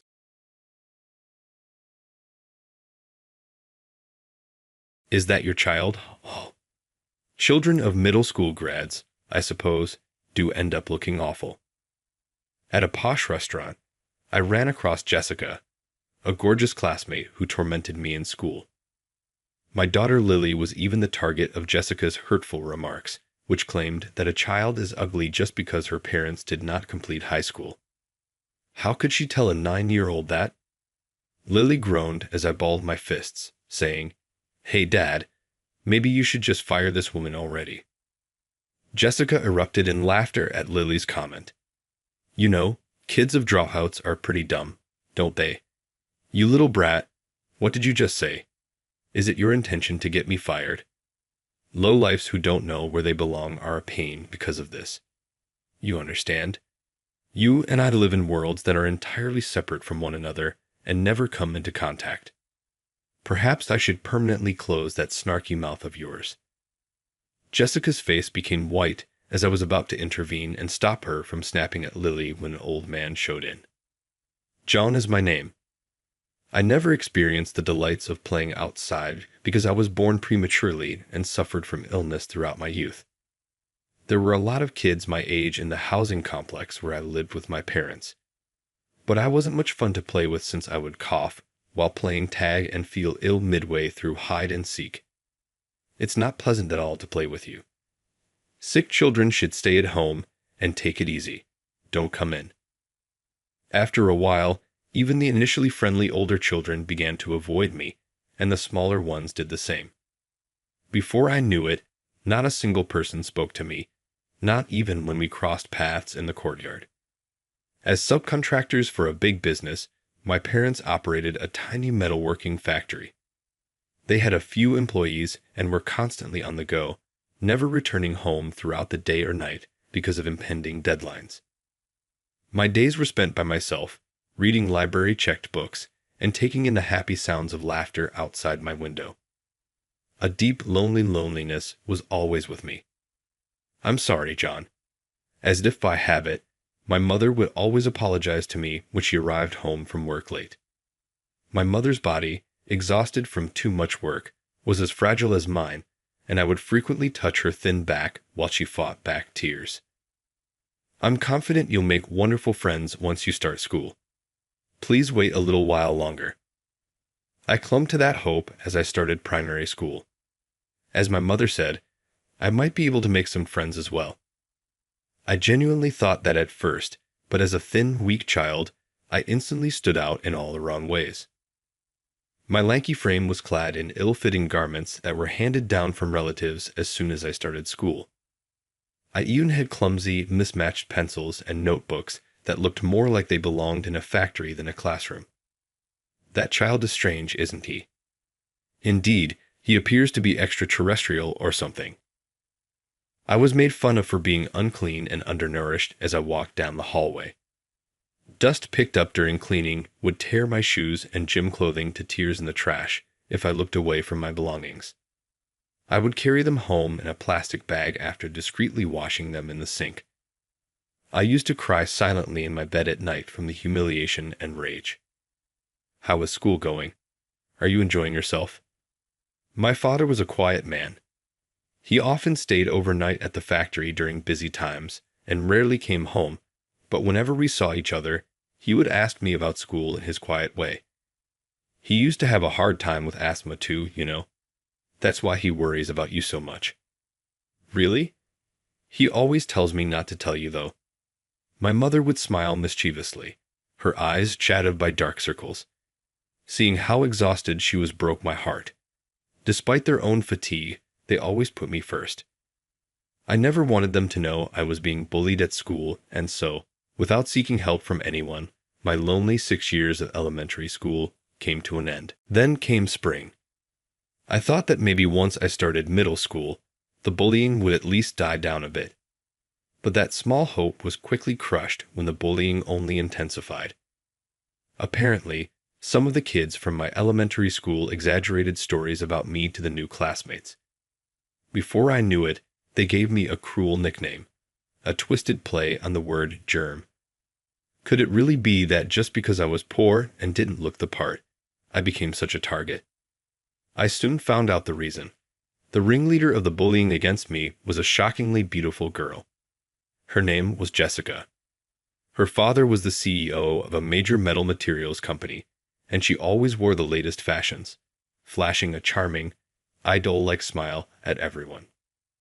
But behind that pretty face was something terrifying, and not even the head teacher could stand up to her. Her parents were the heads of the PTA as well. She was at the top of the social hierarchy at school. From the moment I ended up in the same class as her, my hellish bullying experience began. Hey, during self-study time, I instinctively looked up and met Jessica's eyes from a seat one desk away. Her beautiful face twisted into a sneer as she pinched her nose dramatically, giving me a bad feeling. Hey, doesn't it smell dirty in here, especially around that area? Oh, never mind, it's just Germ Boy after all. Her shrill voice echoed in the room, and her friends laughed along. The noisy classroom suddenly went silent, and all eyes were on me. Didn't you hear me? I'm talking to you, loser. The room stinks like germs because of you. Hey, why don't you do everyone a favor and stop breathing? I'm sorry. I looked down, avoiding the stabbing gazes and mocking laughter. The classroom felt like a bed of nails to me. It became a daily routine to apologize endlessly for any harsh words or baseless accusations thrown at me just to make them stop. I became so afraid of people's stares that I walked with my head down and my shoulders hunched. But I kept going to school because of my parents. Both of them worked tirelessly day and night. Whenever a defective product was found, or when deadlines were suddenly moved up, they would be rudely awakened, even during their brief sleep, to deal with complaints. It pained me to see my hard-working parents apologizing to unreasonable demands. I didn't want to become like that. I felt that if I, their son, lost my pride, It would snuff out the smiles of the family I loved so much. If I let my spirit become as poor as we were materially, I would be left with nothing at all. And yet, despite my resolve, my spirit eroded bit by bit every time I apologized in the face of their cruel words. It wore me down even more. I gradually lost the ability to sleep, and my stomach would ache every morning before school. Then, when my autonomic nervous system became unbalanced, I fell seriously ill, leading to a long hospital stay. I stopped going to school altogether. I used my health as an excuse to escape the bullying, avoiding even the guilt that came with it. After I became truant, I gave up on going to high school and started helping out with my parents' work. The factory needed all the manpower it could get. At first, I handled administrative tasks, but before I knew it, I was hauling heavy loads like the other workers, running around the factory grounds until late at night. I wanted to work hard and ease the burden on my family, but reality was harsh on someone like me, with no education and little understanding of the world. The longtime employees who knew me well were warm and treated me like family. But even when I worked at the point of exhaustion, my monthly pay was barely enough. I stopped going to the doctor because the medical bills were too much.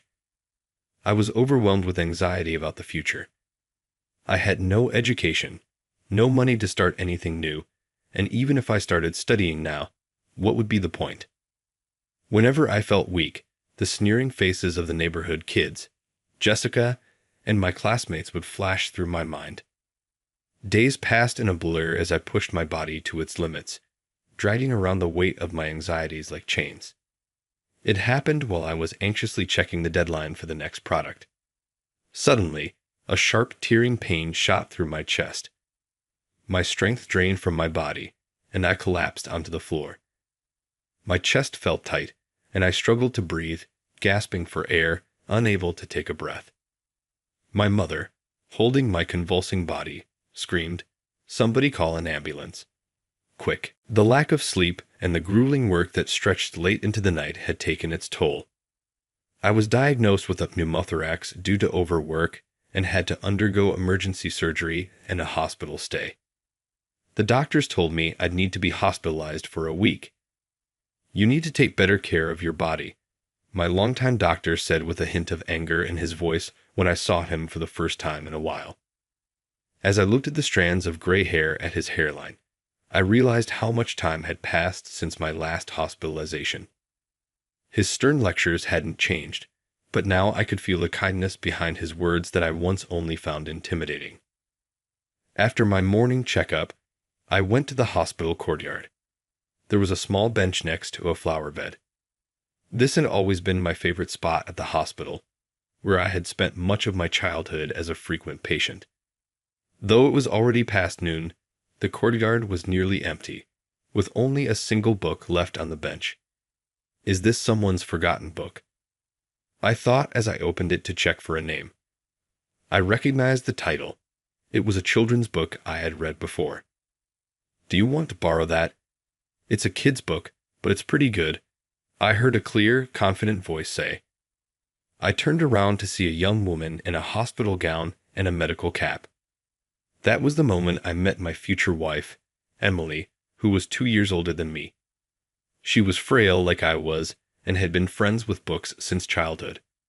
Whenever we met, she always had a different book in her hands.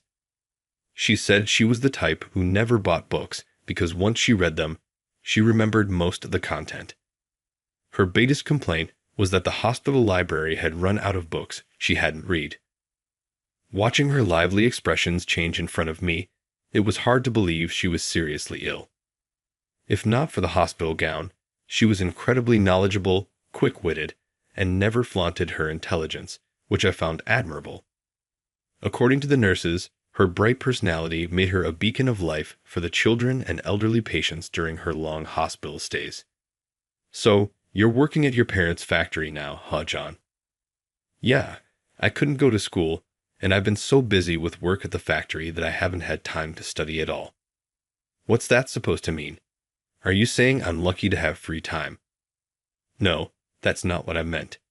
As I panicked, She flashed a refreshing smile. I'm just teasing you. I'm sorry, but I kind of get it. You have this look on your face like you want to change, but don't know how. She had read my troubled thoughts so easily that it made me break out in a cold sweat. You're very perceptive. Spending so much time here, I started to pick up on these things. Everyone here is struggling with something. A cool breeze swept through the courtyard. Emily gazed at the flowers swaying the flower bed with a serious expression. My job is to stay alive. Your job is to stay alive. Yes, to breathe as long as possible and make the most of each day, and to not worry my family. Emily, you know you have something too. Something you were born to do. Do you really think so? Of course. Birds have the sky to fly in, and fish have the sea to swim in, right? Ah, you're right. You have your own path too, even if you can't see it yet. Then came the day of her discharge. I never thought I'd be the first one to leave, Emily said with a bright expression as she finished loading her luggage into the taxi. The fresh blue dress she wore suited her far better than the pale blue hospital gown. Oh, well, I've got a few more chronic conditions to deal with, I replied. After a few more words of farewell, she said, I'm going back to college to catch up on what I missed during my leave. It might take a while, but I've made up my mind to see it through to the end. What about you? Have you found something you want to do? Pushed by her earnest gaze, I confessed my true feelings. To be honest, I'm still not sure. I've never really thought about what I wanted to do before. I saw the approaching farewell made it hard to speak, but there was something I absolutely had to tell her. If I let this moment slip away, I knew I would regret it for the rest of my life. For the first time in my life, I felt this strongly about something. Emily, if I do have a path, and if it really leads somewhere free and open, I want to walk beside you on it. What? When I finally mustered the courage to look up, I saw Emily's eyes wide in surprise, as if she couldn't believe what she just heard. Why? I have a chronic illness, and I might not have much time left. You know, so do I. You were the one who said we all have a path, so now you have to take responsibility for that. Responsibility? Huh. Pav, you've really learned to speak up. Maybe I learned that from you. I see. That makes me happy. Okay then, let's start by being friends. She gently took my outstretched hand. With tears in the corners of her eyes, Emily smiled like a blooming flower. That was the moment when my life began to take on meaning. After being discharged, the first thing I did was express my gratitude to my parents and everyone at the factory. While I was resting, they had all worked tirelessly to keep the factory running. One of my seniors sent me messages to cheer me up, while a colleague brought me my favorite snacks. I had been so caught up in my misery that I failed to see the warmth and kindness around me. I was determined to express my gratitude for all their support. I also shared the dream I had formed during my hospital stay. I told them about meeting Emily and how she had given me a new dream. It might sound foolish, but even someone like me has found a path I want to follow. I don't care if people laugh at me. I was ready for them to laugh at me, but as I spoke, not a single person did. Isn't this the first time you've ever said you wanted to do something? If there's anything we can do to help, just say the word. We're practically family, after all. With the understanding and support of my parents and coworkers, I decided to take the high school equivalency exam. Whenever I had spare time, I studied, and on scheduled days, Emily would tutor me on the parts I didn't understand. On days when I couldn't avoid overtime, my colleagues would give me a nudge near the end of the shift. Go on, get out of here. You've got studying to do, don't you? Since the day I set that goal, I couldn't afford to waste a single day. After all, Emily's condition continued to fluctuate, with her health improving one day and declining the next. Once I passed the exam, I moved on to preparing for college entrance exams. Honestly, this was the hardest part of my studies. With advice from those around me, I desperately searched for an affordable and well-rounded university. During that time, I encountered countless unfamiliar words, formulas, and diagrams. Information that overwhelmed me to the point of nausea. Yet I pushed myself to cram every bit of knowledge, from the basics to the advanced, into my brain. The result of all my sleepless nights and relentless studying was success. I passed. I could hardly believe it. I thought for sure I would have to repeat the process since I had barely attended school. Forgetting to even turn off my computer, I rushed to the factory where my parents were. When I arrived, despite it being a day off, I found a large group of employees gathered at our home in the break room. There were large plates of elaborate dishes that my mother and Emily had apparently prepared together. I never imagined they would all be celebrating for me. Everyone, you did all this for me. Thank you so much. Don't worry about the money. You'll pay us back when you've made it big. Now, get back to work starting tomorrow. With those words, a firm pat landed on my back. The group photo taken with my tear-streaked face is now a cherished memory. As the cherry blossoms bloomed, I found myself a brand new college student and a new dad, while Emily became a new mom. We didn't have a wedding ceremony as per Emily's wishes. The physical strain was too much, and she had scolded me, saying, "If you have time for that, you should be studying." So my time in college was completely dedicated to studying, and the only gift I could give her was a simple, inexpensive ring. But despite everything, Emily gave me the most precious gift of all. After enduring severe morning sickness and a difficult delivery, she gave birth to a beautiful baby girl who resembled her. We named her Lily. Balancing studies and childcare was overwhelming, but with the help of our families, we managed. I often found myself soothing Lily while reading textbooks, only to fall asleep together. There were countless times when I cried along with her, not knowing why she was upset. Even after I graduated and secured the job I had longed for, there was no time to rest. Most of what I had studied didn't apply to the real world. No matter how hard I had worked at my desk, the practical challenges were completely different. Every day reminded me that I was starting from scratch. When I returned home late at night, I would find my wife and daughter sleeping hand in hand in bed. The sight of their innocent faces washed away the exhaustion of the day. I would place my hand over theirs and savor the happiness of the moment. But those happy days didn't last long. One evening, after returning home earlier than usual, I carried my daughter, who had fallen asleep from playing, to her bed. As we sat down to have tea together, Emily spoke.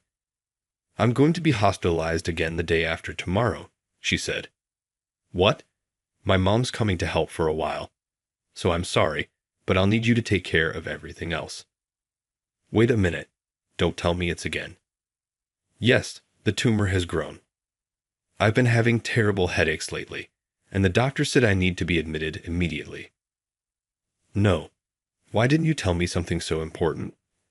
"I'll take a leave of absence first thing tomorrow. I'll be with you for the appointment." "Stop." Emily's voice, low and firm, was something I had never heard before. "Don't underestimate me. Do you know how long I've been dealing with this illness?" Her voice trembled slightly. "When we first met, I told you, didn't I? What my job is? To live. You taught me that." "Yes, so I'll be fine. You just make sure to take care of Lily first." With those words, the stronghold Emily left the house without showing a hint of weakness as she began her battle with the illness. I entrusted the household to my mother-in-law because of my irregular work hours in the antibody lab. I barely had any time at home. It was rare that I could finish work on time, and on my occasional days off, I was often called in for emergency shifts. The moment I sat on the sofa after coming home, the tension would release, and I'd realize just how exhausted I was, so much so that I could barely lift my arms. Eating instant noodles after work became a routine. The taste didn't matter anymore.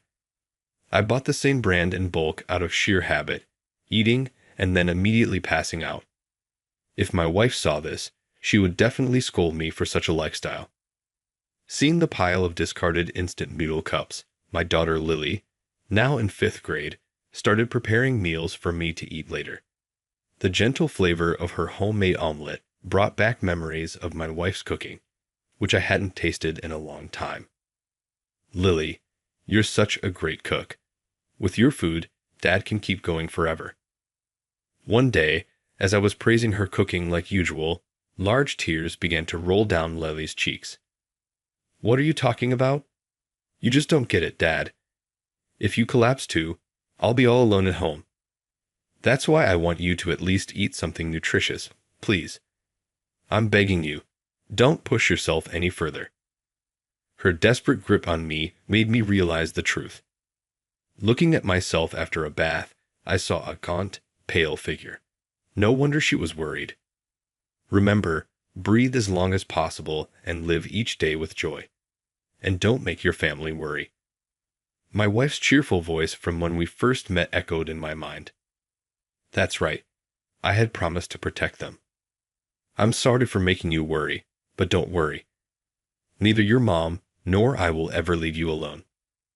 As I hugged the sobbing Lily, I renewed my vow to protect my precious family.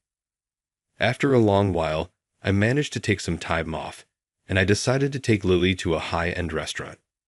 The visit was initially for a work-related meeting, but the discussion wrapped up quickly, leaving us to enjoy the meal. Even though we were better off now, I still wasn't used to such formal settings. The dishes were as exquisite as their reputation, with beautifully presented appetizers, and Lily and I exchanged smiles. We couldn't help but smile together. After eating something like this, you won't want to eat home-cooked meals anymore, will you? No way. Home-cooked meals are still the best for me. A cough from the young waiter brought me back to reality. Apparently, I had spoken a bit too loudly. Sorry. I quickly glanced around the restaurant with its semi-private rooms, maintaining an elegant silence. Good thing we're in a semi-private room. But really, Dad, you don't need to be so apologetic all the time. You should carry yourself with more confidence. Sorry, Lily. There you go again, apologizing right away. I chuckled inwardly at her puffed-up cheeks. Who would have thought that the same word, sorry, could feel so different depending on the situation, filling me with such contentment. Wow, that was delicious. This place is amazing, right? Yeah, let's come again. So, Dad, what are you going to do about that offer? Well, I'm thinking of turning it down. My priority is to protect you and your mom. I see. Yeah, that's the right choice. We enjoyed a blissful evening, but just as we were leaving the restaurant, it happened. Well, if it isn't. I knew I recognized you. You're Germ Boy, aren't you? A shrill voice suddenly pierced the quiet night. I turned to see a woman who had caught my eye inside the restaurant earlier, pointing at me and shouting. Even in the dim light, her stronghold beauty was unmistakable, and I felt the blood drain from my face. There was no way I could forget Germ Boy, the nickname that had haunted me since middle school. You're so filthy and disgusting. That Germ Boy suits you perfectly, right, everyone? The days when I had to endure Jessica's cruel taunts, surrounded by classmates who looked down on me, came rushing back. Seeing her again, I realized her hateful beauty hadn't changed at all. In fact, the condescending expression on her face seemed even more intimidating now. Fortunately, her group, having finished their meal, had dispersed, leaving us alone in the empty street. But now Jessica, slightly drunk, was eyeing my daughter next to me with the same lack of regard. Is that your kid? I guess kids of middle school graduates really do turn out ugly. It's surprising to run into someone who quit school halfway in a place like this. My daughter, standing beside me, showed no signs of fear in her face. Jessica, who was the same age as me, confronted me with calm defiance. Excuse me, what do you think you're saying to my dad? You have no manners at all. What's wrong with calling a middle school graduate what they are? The one who lacks education here is you, old lady. Old lady, I can't believe it. What a rude little brat. Kids of middle school graduates really have no upbringing. How disgusting. At Jessica's vicious words, Lily's face went completely blank. Seeing this, a chill ran down my spine. Why did my daughter's quiet demeanor feel more terrifying than Jessica's raging anger? Aren't you that lady from Kando TV? How does a brat like you know anything about me? Lily continued, unfazed by Jessica's sudden unease. I see you a lot on Kando TV's social media. You post quite a bit, don't you? Lily pulled out her phone and opened Kando TV's social media page. Sure enough, Jessica frequently appeared in the posts. Oh, really? Well, I'm in charge of PR at Kando TV, so I guess I stand out. I work at a company that has nothing to do with middle school graduate losers like you. You must be jealous, right? It seemed Jessica was eager to boast about her job. The mention of Kando TV made her eyes light up with pride. Ha! Hey Dad, maybe you should just have this woman fired. I don't want to do business with a company that employs someone like her. Lily's exasperated comment made Jessica burst out laughing. Ha! Kids of middle school graduates really are stupid. You think you can get me fired? This is why liars who don't know their place are so annoying. Listen, you and I live in completely different worlds. Worlds that never intersect. Got it? What? No, I don't get it. You're dumb and mean. Just because you're rich and educated doesn't mean you can say whatever you want. Lily, that's enough. When Lily gets angry, her language becomes sharp. She shows no mercy even when dealing with Jessica. Jessica, her pride wounded, turned red with rage. What? You insolent little brat. Maybe I should shut that mouth of yours. As Jessica furiously lunged toward Lily, I moved to intervene, but before I could, a voice cut through the tension. What's going on here? An older man in a suit appeared, causing Jessica's eyes to widen in shock. Mr. Thompson. Lily quickly stepped forward and spoke. We were just having dinner with Mr. Thompson from your company. Jessica looked back and forth between us and Mr. Thompson, utterly bewildered. Mr. Thompson, this can't be true, right? What are you talking about? This is Lulu from the kids' balanced cooking class. Mr. Thompson's words left Jessica stunned, unable to believe what she was hearing. Lulu? As in from that kids' balanced cooking class. Jessica seemed at a loss for words, standing there dumbfounded as my daughter smiled sweetly at her. Lily, under the name Lulu from the kids' balanced cooking class, had become quite well known. During my wife's battle with illness, Lily had taken photos of the meals she made for me and posted them on social media. Her nutritious recipes quickly gained attention, and now she was a popular child culinary expert with over 2 million followers. Her simple, love-filled meals, designed for busy parents struggling to provide balanced nutrition, offered a unique theme that resonated with many young people. Homemakers, in particular, eagerly started replicating my daughter's recipes. Hashtag Lulu became widely recognized on social media. For privacy reasons, she never showed her face, but the name Lulu had become a household name across Japan. Wait a minute. If you're Lulu, then that means your father is. Yeah, after all that, I went back to school and became a doctor. Since my profession was included in Lulu's profile, it wasn't surprising that she knew. To be honest, I was still amazed by it myself. Who would have thought that someone once treated like a germ would grow up to become a doctor? And not just any doctor. I specialized in neurosurgery. Every day is still a struggle as I cram the latest medical knowledge into my head. But I've done it all with the hope of curing my beloved Emily's illness. Regarding the matter we discussed earlier, we would greatly appreciate your consideration. Mr. Thompson and his team asked deeply, me and my daughter, at today's dinner meeting. The president of Kando TV himself had requested to do a feature on our family. We'll have to decline. Lily's decisive announcement took me aback. Do you know what this woman said about my dad earlier? She called him a middle school dropout germ. She's been mocking him the whole time. I don't want to do business with a company that employs someone who would insult the person I respect most. What did you say? What lies are you spewing? Shut up. Where's your proof? Show me proof, or I'll sue you for defamation. Without hesitation, Lily pulled out her phone from her pocket. I've been recording your insults. Maybe I should post it on my social media. Even in the face of Jessica's furious outburst, Lily remained unshaken.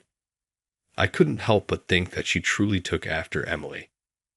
Jessica's face turned pale. Oh, your face looks a bit more ashen than before, and your skin is breaking out too. You should really be getting more vitamin A from broccoli and carrots. Want me to send you some recipes? I can DM them to you. Jessica slumped to the ground, defeated.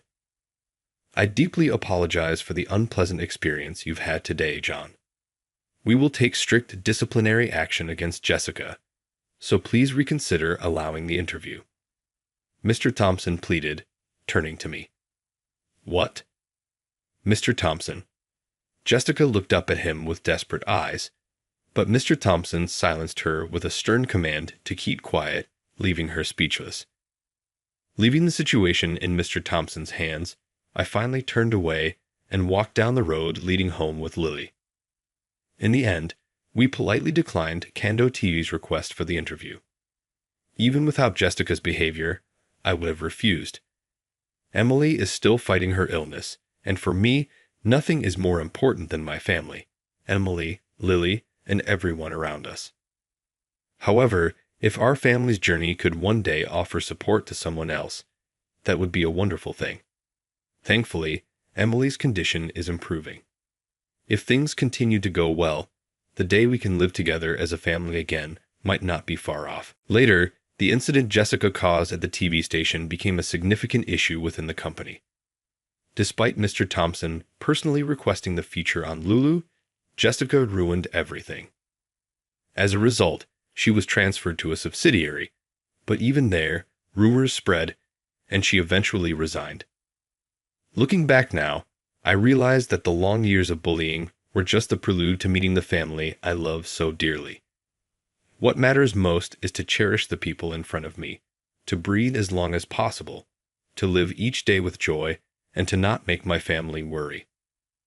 These are the guiding principles Emily taught me. If I hold on to them, I believe I can overcome whatever lies ahead. If you hadn't dropped out of school, Dad, your life might have turned out differently. I recall Lily's words spoken suddenly on our way home. Do you regret the way things are now? The way her brows furrowed and her eyes glistened with tears tugged at my heart.